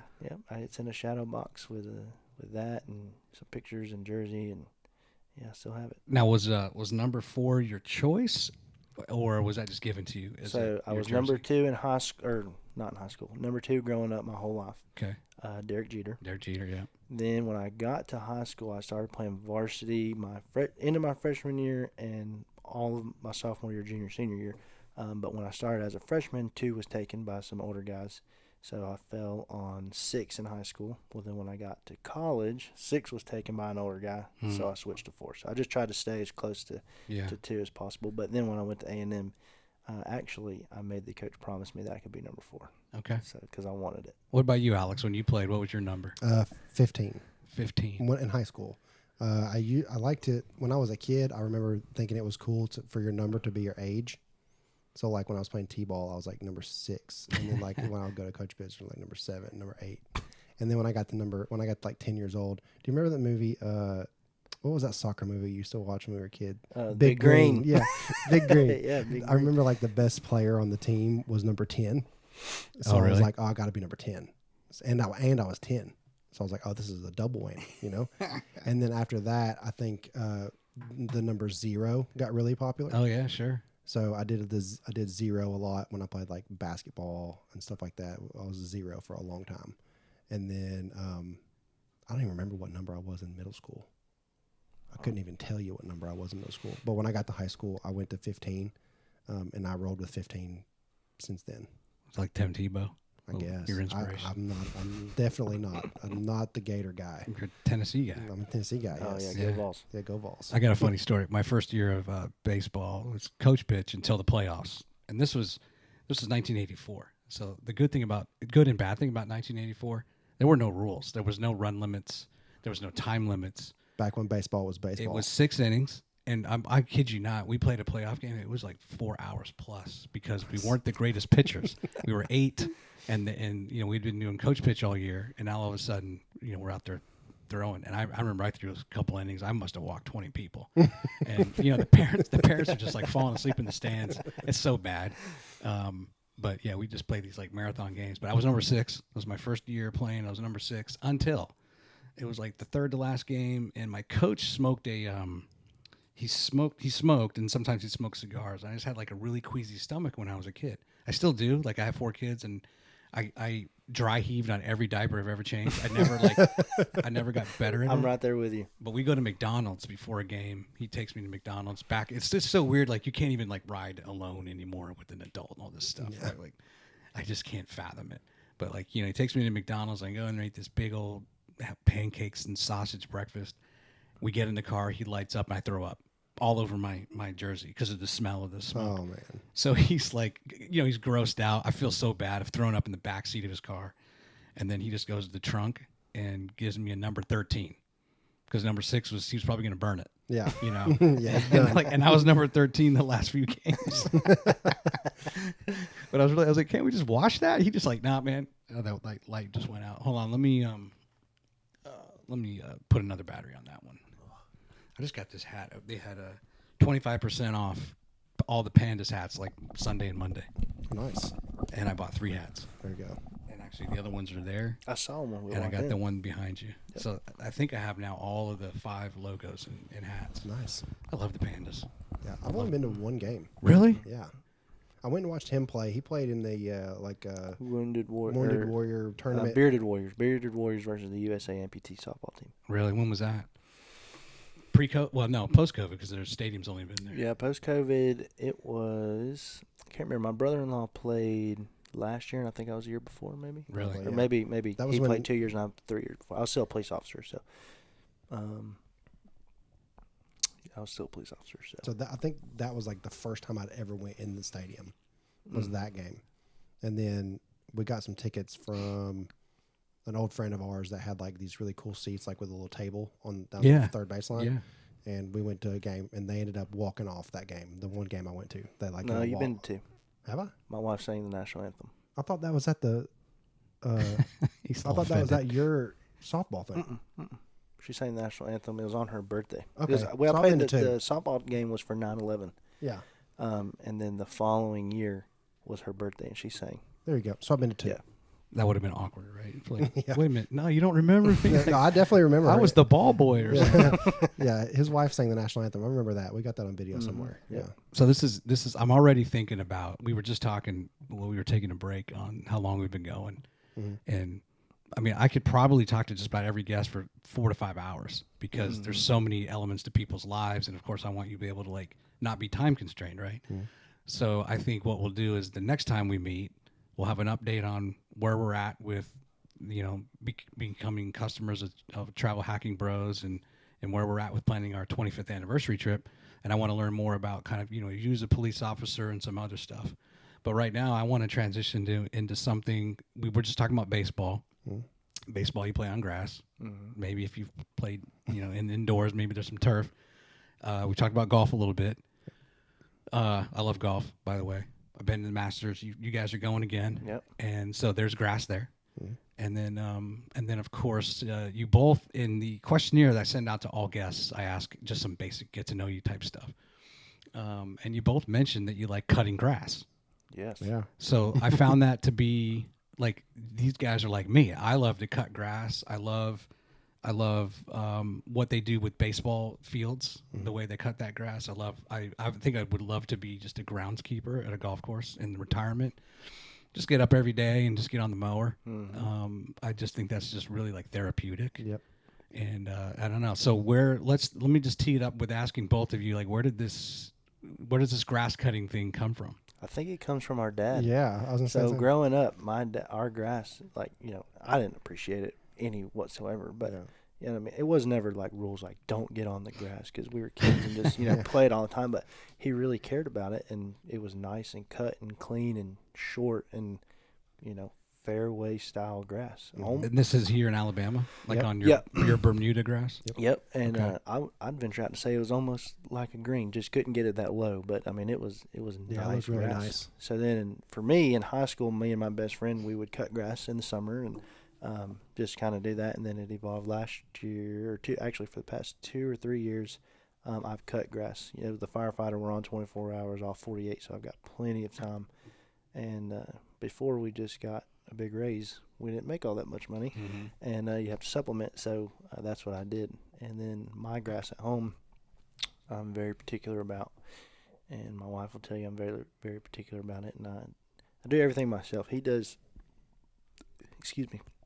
the fairway lawn thing. Keep it real short. Drives me nuts. Well, no, he pays fairway lawns. Oh, you pay Yeah. fairway Yeah, lawns. I pay- Yeah, it drives me nuts. Like, I'm like, Alex, I'll help you, man. Just do the stuff that I'm doing. So I do my own product and stuff. But his grass looks probably a little better than mine, but Imagine that. I spend more time out there and doing it. So I'm going to show you a picture. Now, at one point, you lived in Tennessee, right? Or you lived in not Pigeon. What's the Gap you lived in Virginia? Pennington Gap, Virginia, when I was really little. Yeah. Dude, so I'm from Virginia, right? So I lived there 40 years. And when I thought Bristol was like as far south and west as you can go in Virginia. And then you mentioned, what was it again? Pennington Gap. Pennington Gap. You mentioned that. I look it up on a map. I'm like, holy crap, it's past Bristol. It's like it's almost Kentucky probably, right? Yep. Like, I was like, wow. Like, it just sometimes it's funny when you don't realize, you think you know something from a geographic standpoint, and then you realize you don't. Yep. Like, like a city might be more north than you thought or whatever. Like, how did I not know that there was still more real estate west of Bristol? Yep. But so I'm going to show you a picture because, and again, this is the Our Town podcast. I love Alabama, but I do miss Fescue. Yes. And- Oh, I love fescue grass. And when you look at this picture, Yes. They Oh, stripe man. so good. that's Virginia grass, man. I And love it. I owned a home. I didn't realize how much I missed that house until I moved to a different area where we didn't have as good a soil. And I was like, oh, I miss my lawn, my old lawn, because we could do all kinds of shapes and designs. And Yep.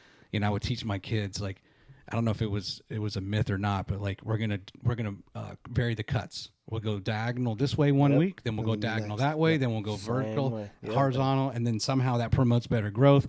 That's what my buddy's dad told me. But at the Yep. same time, it's more about the aesthetics. But I would tell them it was something to do with like promoting good growth in the I grass. think that's actually true. It is true. Does it? Yeah. Okay. And you can do this with Bermuda. It just doesn't show as well. Sure. Like with Bermuda, I don't have one, but I plan on getting one this summer. They have a lawn striper. Have you heard of that? Is that just like a heavy roller? Yeah. So Okay. you can buy one and it clicks on the back of your lawnmower. Right. And it'll like bend your grass Sure. that way. Now with fescue grass, it's super easy. Sure. Like it bends and stays down. Whereas Bermuda will bend and then as it grows, it wants to stand straight up. Mm-hmm. But so you can get it for like a day Right. here. So I want to show you some other pictures. Okay. But there are some homes that were just laid out perfectly, like with a little bit of elevation, and I would and they were some people who would move it twice a week. They'd have a service come out and it was just all about, the looks. Oh yeah. They could afford it. But so like here's a baseball field with just some simple, but man, to be able to be a groundskeeper and to have your lines almost perfect. Yep. Mm-hmm. So My favorite is when they can mirror on the infield grass. yeah, so Yeah. it keeps going. Yes. Yeah. There's no way I could do that. So cool story. Yeah. This guy I graduated high school with, he was a really close friend of mine in high school. His older brother went to Auburn and he did the whole turf management Yeah. stuff. Yeah. And fast forward, however many years later, he's now, I'm not sure his exact title, but he is high up in the food chain at Auburn for Really? groundskeeping. So when Darren played baseball at Auburn when he was at A&M, this guy that we know was there and he was talking to my parents, and well, my mom was like, man, you're great. The grass looks great out here. It looks great. And it did. It looked awesome. And he was like, I think it looks terrible. And I was like, what do you mean? And he's like, you see this patch here and you can see this little Yeah. blade of grass here. And I'm like, if that's your living, nitpick everything. But he does this. He's got pictures on his Facebook and stuff, like the practice football field, the baseball field, softball field. He does it all. I'm pretty sure he is the guy. I think so Really? too. The head groundskeeper. Yeah, I'm pretty sure. You know, at Toyota Field, they actually had a disease, and it was, I guess they were able to go back to whoever put it in, the contractor, and they knew about it. It was one of those things where they kind of knew about it. They put it in anyway, and it's never looked, even though you probably go to Toyota Field and not notice. It's kind of noticeable because they haven't been able to do a lot of just some of the intricacies and put in some patterns because they've had this disease. Well, they were able to, I guess, win their fight, and they had that contractor remove it all, and they put all new sod in. Oh, nice. So this coming season, it should look better. They should be able to do more designs, even though it's Bermuda. I think they're going to be able to. It's going to pop a lot more. Yeah. Let's see what. So this is a basic one, but man, there's a couple in here. Let's see, where did I go? Hold on. There it is. Look at that. The arches. St. Louis with the arch in the outfield. That's a bucket list stadium for me. Oh, that's right. So yours bucket list is to see all the major league parks. Yes. I have a bucket list within that bucket list. Like, I don't have to see them all. It'd be cool. Yeah. But I have like a few that I have to go to. So I'm going to guess Wrigley. Yep. Fenway. Yep. Well, what do the White Sox play now? Is that one of them? No. It used to be mine. One of mine used to be Yankee Stadium, but it's Dodgers. Not the same. It's not the same anymore. I don't really like the Dodgers. I'm a Braves fan, so I can't stand the Dodgers. So I'm just like, I ain't going out there. But hey, I can get there for free. But what are the other ones you want to? Yeah, it's true. I think San Francisco, if you can find a seat up on the San Francisco would be right cool. field wall or something like that. One of my favorite parks is PNC Park in Pittsburgh. Oh yeah, It's really cool. It's right got like on the river. Yeah, and then Camden Yards in I've been Baltimore. there. That'd be awesome. I actually went there in 1991. Yeah, First year, second year. it's gorgeous. And then they, it was funny when the Nationals came, they actually played in the old RFK Stadium, Really? which is, I thought it was cool. You know, the Redskins used to use that until they built FedEx Field, which now looks like old and dumpy. Yeah. But I thought RFK was great as a kid. And then you realize, no, it's a laughing stock of the league, and it's not a good place for baseball. And I went and saw them play the Mariners, and like the wind, there was like no breeze got in there. It's like this enclosed. It's horrible. Yeah. And it was just awful in their inaugural season. They had to play there.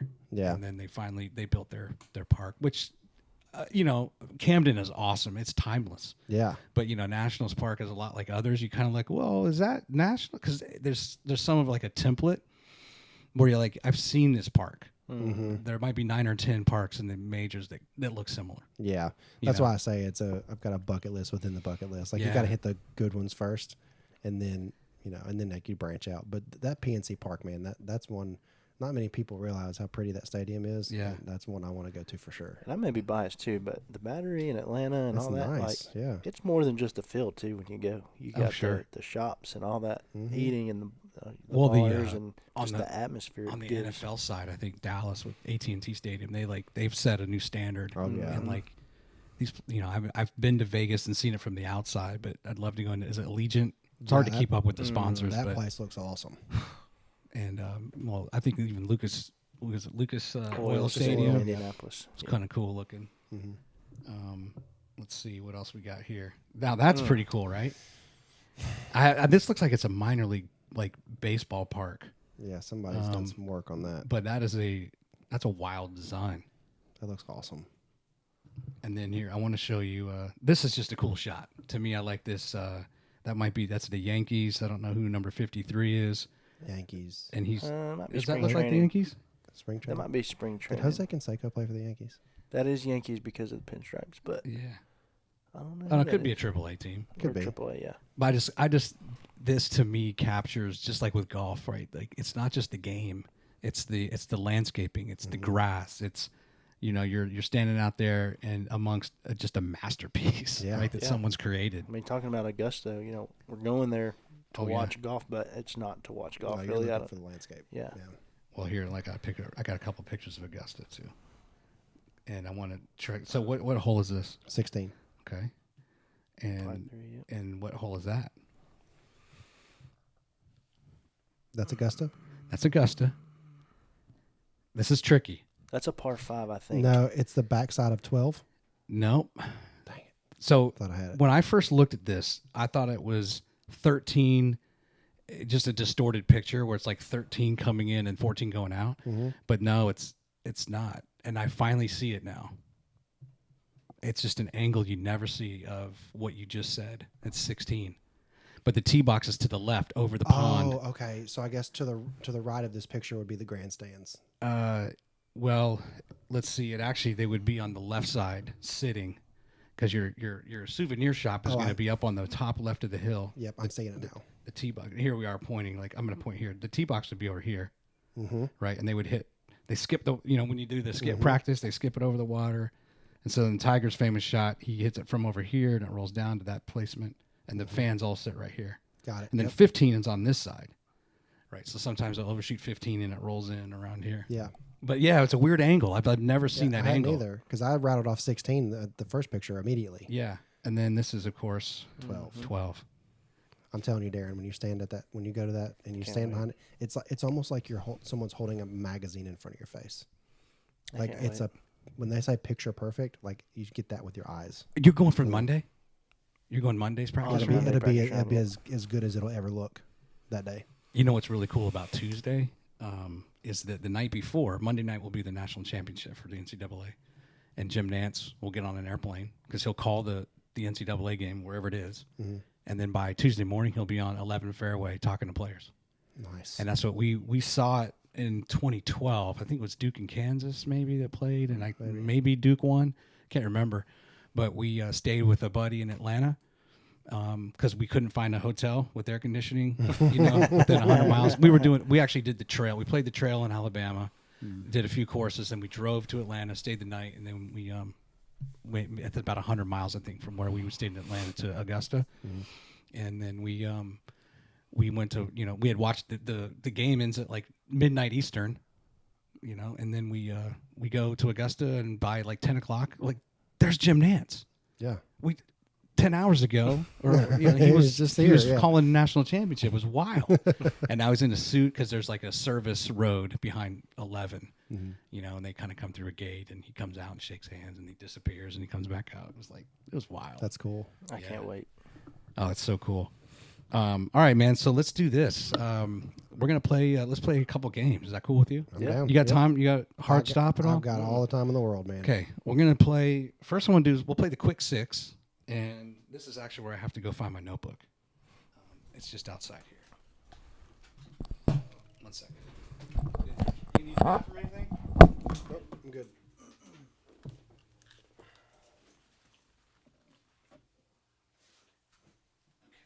This is the only thing I write down. Whoa. Yeah, I think I finally wised up and I got rid of the glitch because I switched cameras. And the thing is, tomorrow I'll turn this thing on. There won't be any problem. glitch. Yeah. It's just like if I called someone, hey, come look at this. I can't replicate it. It's just the way it goes, man. It's Murphy's Law. Where did I write it? All right, here we go. I never got to sit at that mic, and I'm a little salty about it. Oh. I'm just kidding. All right, so we're gonna play. We're gonna play the quick six, and I'll tell you what. I'll ask you a question. Okay. Alex. So the Darren Alex thing, right? I think I'm Darren and Alex, right?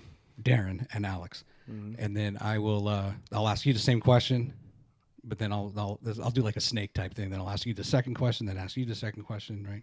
Toggle back and forth. Ready? And again, these don't have to be quick answers. I call it the quick six because it rhymes. Yeah. And it kind of sounds good. Yeah. But it's just a further, in some cases, it's just a follow-up to things we've talked about, and sometimes it's, just a new thing. Cool. All right, you ready? Yep. All right. Favorite Masters moment on TV? On TV? Yeah, as far as any time. We're going to talk, the first three are about golf and in the Masters. Okay. Well, it's got to be 2019 Tiger. I mean, well, that's true. It's got to be. So I was watching it on TV. I just got back from the Masters. The whole Francisco Molinari fall apart and the Tiger Woods rise to glory at the end, that's the best Masters moment to me. Okay. It's got to be. What about you? Well, I'm not a golf enthusiast because I just started golf.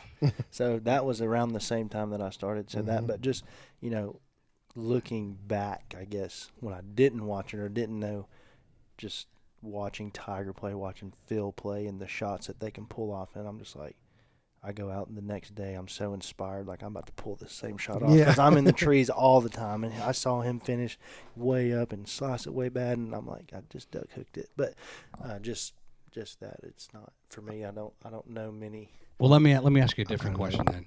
What's your favorite Tennessee Volunteers moment? Oh my God, that's buddy. hard. I know what it is. You gotta say it. I hate to say something this year, but we beat Alabama. That's right. We beat Alabama. There you go. For the first time since I was 12 or 13 years old. So I got to smoke my cigar for the first time. There you go. Ever. So that was nice. I was at my father-in-law's, and it was his birthday, and he's an Alabama fan.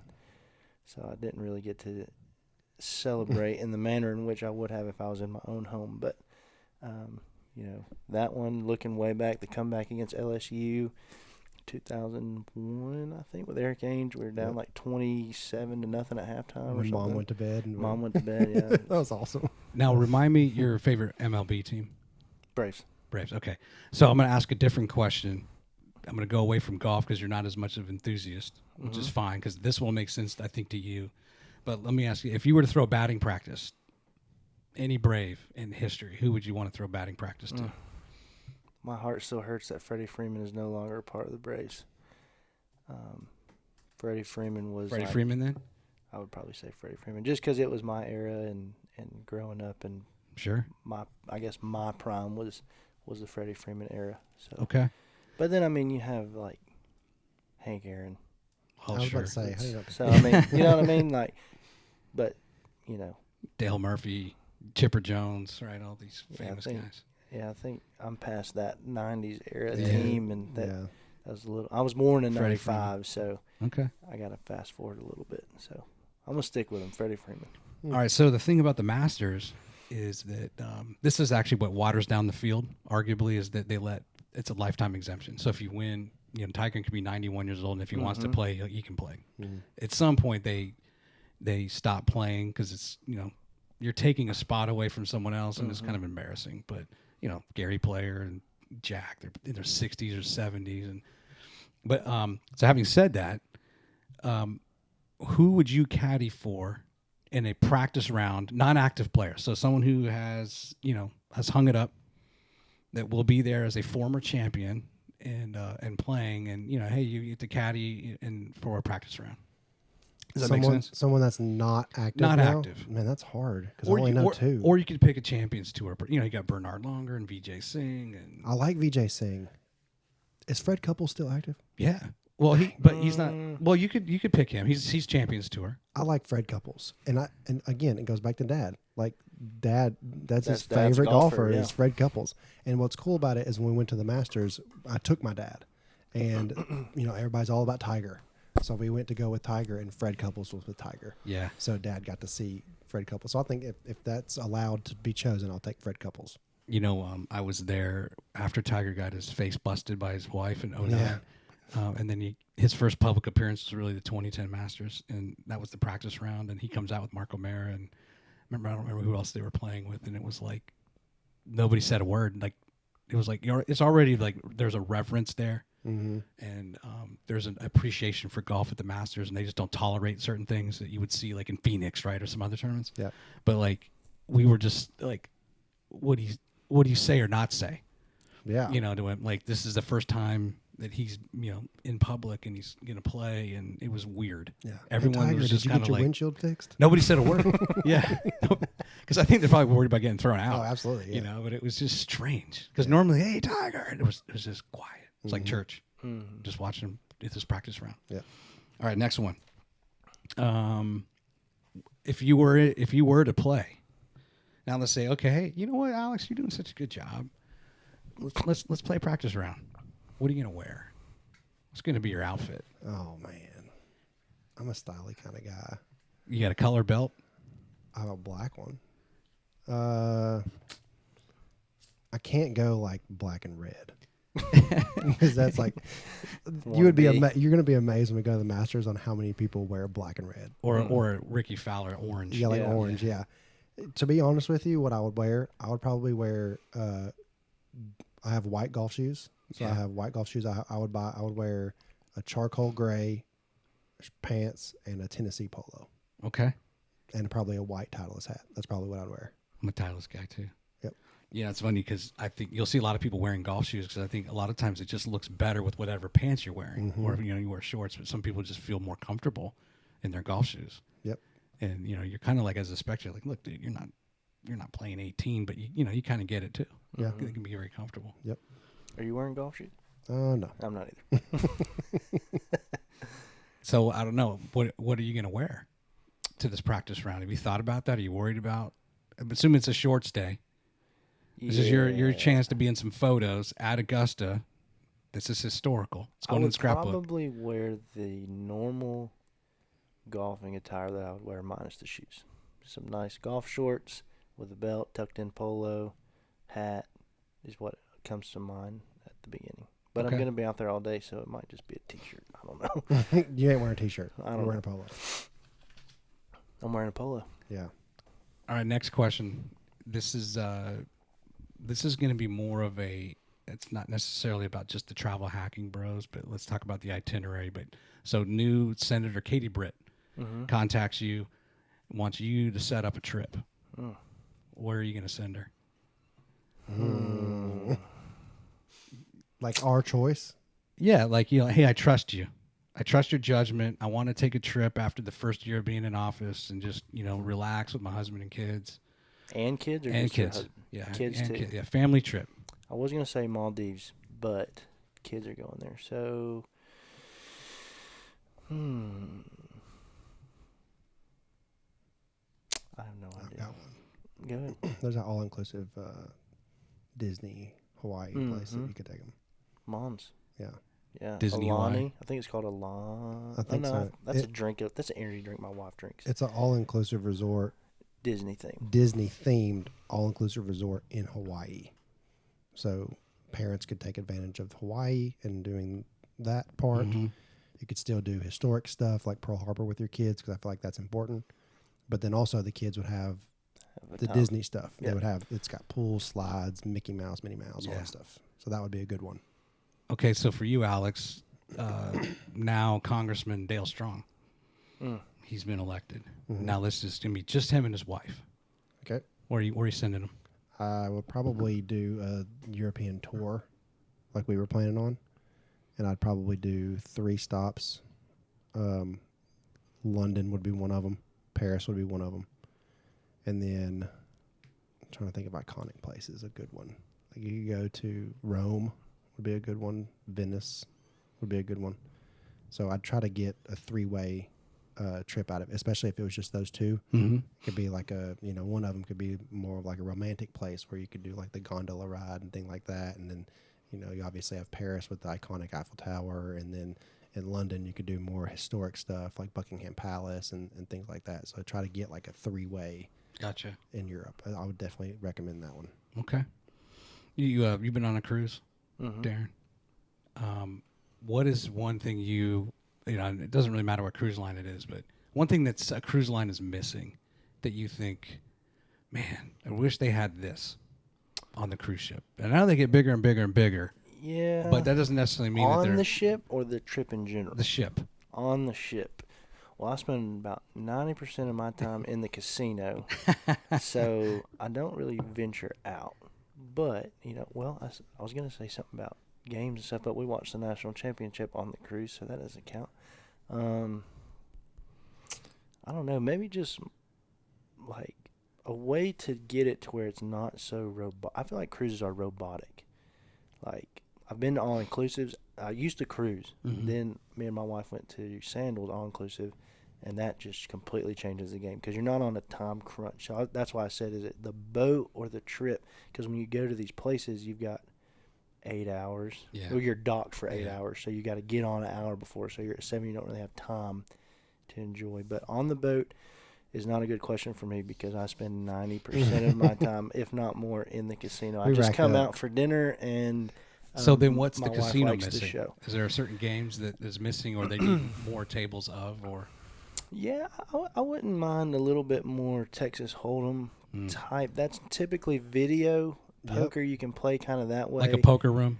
Yeah, and they do a tournament, but it's most of the time the video. I'm not a fan of the video poker because I don't like it. But they do sometimes have a tournament. Yeah. But I just think like an open Texas Hold'em table would be fun. I normally stick to blackjack and then roulette. Yeah. We had a time with roulette. Yeah, we did. Because the cruise casinos have like the extras. You know, you have your normal roulette table, but then they've got like some extra plays you can play. And I want to say we kind of scammed the casino out of it. Cause we didn't scam them. We just Figured we're willing for one of us to lose. That's what it was. Because like when we played that roulette table and we racked, I think you're the one that actually racked up. I didn't win anything. So basically what I did is black. They're not all, like black's not all odd. Yeah. But majority of them's odd and the majority of red is even. Mm-hmm. So the way that their table was set up, I put 1 on every single black. Then I put a stack of 5 on black. Then they had a bonus one that said black plus odd. So you play, I was all in on black. Mm-hmm. Or you could be all in on red. So depending on how the table was fluctuating, you know, they put the numbers up. You play however. So if you win, I think that bet was like the equivalent to hitting a number. So it was like maybe $30 or something. So if you hit your number, you get 30 plus all your other bets. Mm-hmm. So you're win, and I think it came out to double. It was. If you win, you got 60 in return, so you doubled your money. Mm-hmm.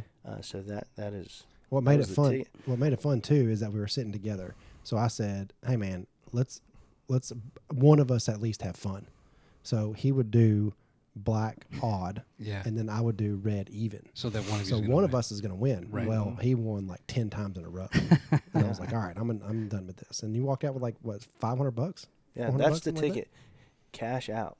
Which I do that every day. Kind of like, I'll keep if I can get ahead, I'll keep $100 chip. That way I don't have to always go in and get chips and the whole 9. But you always put in your pocket. Cash out 400 of it, keep the 100, and then that way if you go back, it's a lot easier to keep a chip in your pocket and go back. Since you guys are Tennessee fans, have you ever heard Pat McAfee tell the Peyton Manning story of casino in Indiana?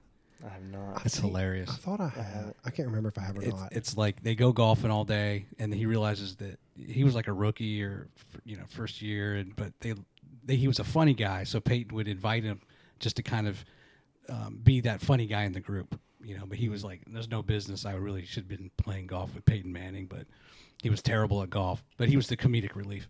So anyway, they were staying at some reservation, right, Indian reservation, and casino hotel thing, and it's like 1 a.m, and they stumble off this bus, and he goes in because Peyton gets stopped everywhere. He gets stopped for autographs, and Pat just goes in, and he's like at the roulette thing, and he's putting his chips down, and then Peyton walks in, and he's like, "There's Peyton Manning, here's Peyton Manning," and it's like it turns into like this auction. It's really funny to hear him say it. He's like, "There's Peyton Manning, there's Peyton Manning," and like the whole place is like, "That's Peyton Manning." And he walks by Pat and he goes, "How about that red 18?" And he does like a wink and a gun, and he's like, "Okay." So he like takes all of his chips. He's like, I'm sorry. He has to like move them and he puts everything on red 18. Okay. And then then the other people look around. They're like, "Well, maybe we should do the same." So he's like, there's like this leaning tower of Pisa of like all of the chips are on red 18. And then sure enough, they roll it and it hits on red 18. Wow. Oh my gosh. And he's like, everyone just like lost it. He's like, Jesus himself came in the casino and put his money on red 18, And that's the sheriff for you right there. Yeah, you got to watch that clip, man. That's awesome. It's so good. All right. So if you're in Vegas, here's a prediction I'm going to make. College football, not this season, but the next season. And let's throw Tennessee in there because you're a Tennessee guy. In Colorado, we'll be in the final. No way. With Deion Sanders. No way. Okay, I'm going to make this prediction. But let's just say it happens. Colorado and Tennessee, yep. They're playing for the national championship. And you get to go to Vegas. You're going to use your travel hacking thing. It's going to cost you $4. Oh, no, $11.20. It's going to be $11.20 for your ticket on Southwest, the taxes. What hotel do you want to watch? What sports book are you going to sit in to watch that game? I don't know what it's called, but I know that there's a hotel there that you can stay. There's a pool outside. And it's got this massive projector screen outside. Is it the Wynn Hotel? It might be. It's got a huge. I mean, it's bigger than a movie theater screen, and then it's got a bunch of other screens on each side of it, and you can sit out in the pool and watch the game. So if I were gonna go to Vegas to watch the game, I would be there. That it. but I would probably stay on watch with him. Or we would go. Or we go together, yeah. So that's funny. We talked about this year. We're like, I don't remember what game it was, South Carolina, leading up to the South Carolina game, and we're like, if we beat South Carolina, which we were all high and mighty, right? If we beat South Carolina, let's just buy tickets. Mm-hmm. Like, he'll buy 2 tickets to the Atlanta Bowl or the Atlanta playoff game. Yeah. I'll buy 2 tickets to the Phoenix or Tucson, wherever it is, game. That way, if Tennessee goes, we already have tickets to one of them. We can sell the other ones for at least what we bought them for, because we're buying them well before the teams are laid out. And we're like, we're going to go to the playoff game. We had it planned out, and then South Carolina ruined that. Ruined it. But you know what would be kind of a cool, the from a golf perspective, I mentioned the Phoenix, the Waste Management Open. Oh, yes. Right? And I think it's in Phoenix, but that's on Super Bowl Sunday, and it ends around 4, Eastern time, and then the game's at 6. That would be probably the ultimate Sunday if you could go see that in person and then stay somewhere in a hotel and actually watch the game on TV. But that is the craziest atmosphere. See a hole-in-one at the Waste Management. Yeah. What is it, 17? 17. Or 16. 16. See a hole-in-one, go crazy, throw all your beer on the golf course, and then go watch the Super Bowl. Have you seen what it takes to get those seats? No. Like if you don't pay for a suite where you have an assigned seat there, people line up at the door. Now, you're going to see this when we go to Augusta. They're going to be lined up at the door. But there's really not any seats. I mean, there are like grandstands and stuff, but there people come and go. They're open. But at that tournament, all people care about is that one hole. So if you watch the video on it, you can see opening the door to the Waste Management tournament. And, dude, people are like pushing each other. It's like 2005 Black Friday Walmart. Yeah. People getting like killed. It's crazy. I don't even think I'd make it there. I don't think I could. I don't have the stamina to get there. I don't know. Gentlemen, this has been a pleasure, man. Yeah. I think this is definitely a part 1. I'm excited to talk some specifics about, I think she wants to go to London. I've been 7 times on business, but she's never been able to go. I would love to, now that I've been there so many times, I'd love to show her all the places I've been and things I like to do, but we'd love maybe see Paris, maybe go up in Scotland and see the old country, and who knows, maybe my dream is still to play St. Andrews. That's on our list. Yeah, that's what you're gonna do. Yeah, it's on your list. Any like final shout outs? Anything you want to impart? You want to look in the camera at your wives and just thank them deeply for their support. Thank you, honey. I love you. No, I do. There's one thing that if you don't listen to anything we say today, there's one thing I do want people to know is that it's just listen, just hear us out. That's the only thing people see on our Facebook and our Instagram and stuff, credit card this and credit card that. And they fight it so hard because people have taught them their whole lives, you don't want credit cards. Yeah. So I think the key to all of this is just to hear it out. Yeah. Especially if you're listening to this podcast. I mean, you got pretty much everything you need to make a decision. Yeah. There are a little bit more details that we could, give out, but I think that's the main thing. It's just, we're regular guys, regular people. We're not making millions of dollars and spending it on one credit card and racking up 1 million points a year. That's not how it goes. And if people could just hear us out and see that we're actually normal people and it does work, then I think that would be. Are you getting some nasty grams and negative comments at all? No. Nope. Okay. Just I can just kind of. I know how it is. Yeah. I was that guy. Yeah. I was the one that was like, I'm not doing it. I'm not doing it. I cannot get a credit card. I cannot do it. And then now I look at it like, if you're not doing this, then you're wasting so much opportunity. Mm. And too, you don't have to be major travelers, right? Like, we don't travel all that much, but I was telling him the other day, I actually went back through and added up all the trips, and majority of them are within, like I said, that 8-hour probably window. And I think, what did I say? I think it was like $10,000 since our baby moon in August, and that includes going through the Masters, coming up Boise, and then our Dominican trip. Everything that we've done and have planned would have cost me over $10,000. It cost me $350,000 total points, and I still have more points than what I've spent along the way. Wow. So, it's basically free money. Essentially, it's a little bit of work. I mean, it's a little bit of work to change your auto pays if you do auto pay, which I don't even do auto pay anymore because of it. But take take the Apple Pay off your phone and put a new card in, but it's worth it to me. And it's not, and it's, you know, we kind of nickeled and dimed all the way to that 10,000. It's hotels in Nashville and hotels here, and you know, we went to ICE. We live 2 hours away from Nashville. We went up the night before just because we could. You know, we worked on Friday, and then we went up and stayed the night just because it was convenient and easy, and it didn't hurt us. We didn't have to come out of pocket. It was just, let's just go up early. We can eat dinner, go there. You know, I used to live there and work there, so there's a place that we love, bakery there. So we got up, went to that bakery, and then went over to ICE, did a thing, and then we took off to Knoxville. So it just kind of, it's not all about Hawaii and Cancun and Europe and Canada. It's really just an everyday kind of life, things that happen. You got to go out of town to visit family or a wedding, or you just want to go to a game. You know, you want to go to Atlanta for a game. You bought your ticket. Well, don't worry about the hotel, you know, or you have a bucket list stadium. You can go to New York and watch the Braves play and not have to worry about it. The thought I just had was, just like we were talking about travel ball, where you're kind of, it's a paradigm shift for people's mindsets now, right? Like we were talking about how, hey, this travel ball meeting is not going to be about how do we raise money. It's going to be how do we take advantage of these things and empower ourselves, right, to save money and have to spend as least as possible. And I was just thinking about, well, maybe Major League Parks. Now your bucket list may become more of a reality. Yep. Because you're thinking, well, wait a minute, like cost is, you know, it's one thing the time and having the time off, but if you could also defray the cost, well, now maybe that's exactly why you haven't pursued your bucket list of, you know, going to all the Major League Parks or going to all 50 states or whatever it may be. Yep. Right.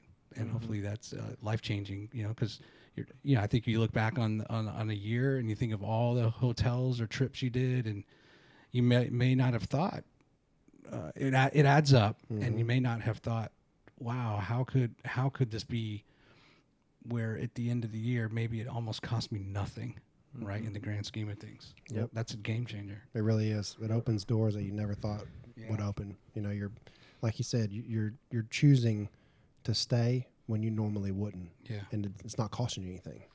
So, well, I appreciate you coming in, because this is the first time, you know, of the 48 episodes I've done.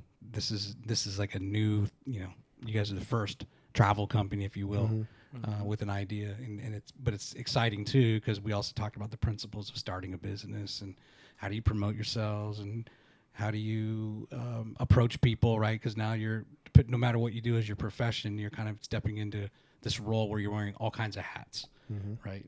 As a business owner, or having an idea and trying to see it through. Yeah. So I appreciate you coming on and telling your story. Absolutely. Thanks for having us. We look so forward to much. coming back if you'll have us. Oh yeah, absolutely. I tell people, like, I'm not stopping anytime soon, and there's a lot of great people to talk to, right, across all of North Alabama and beyond. So it's just the beginning.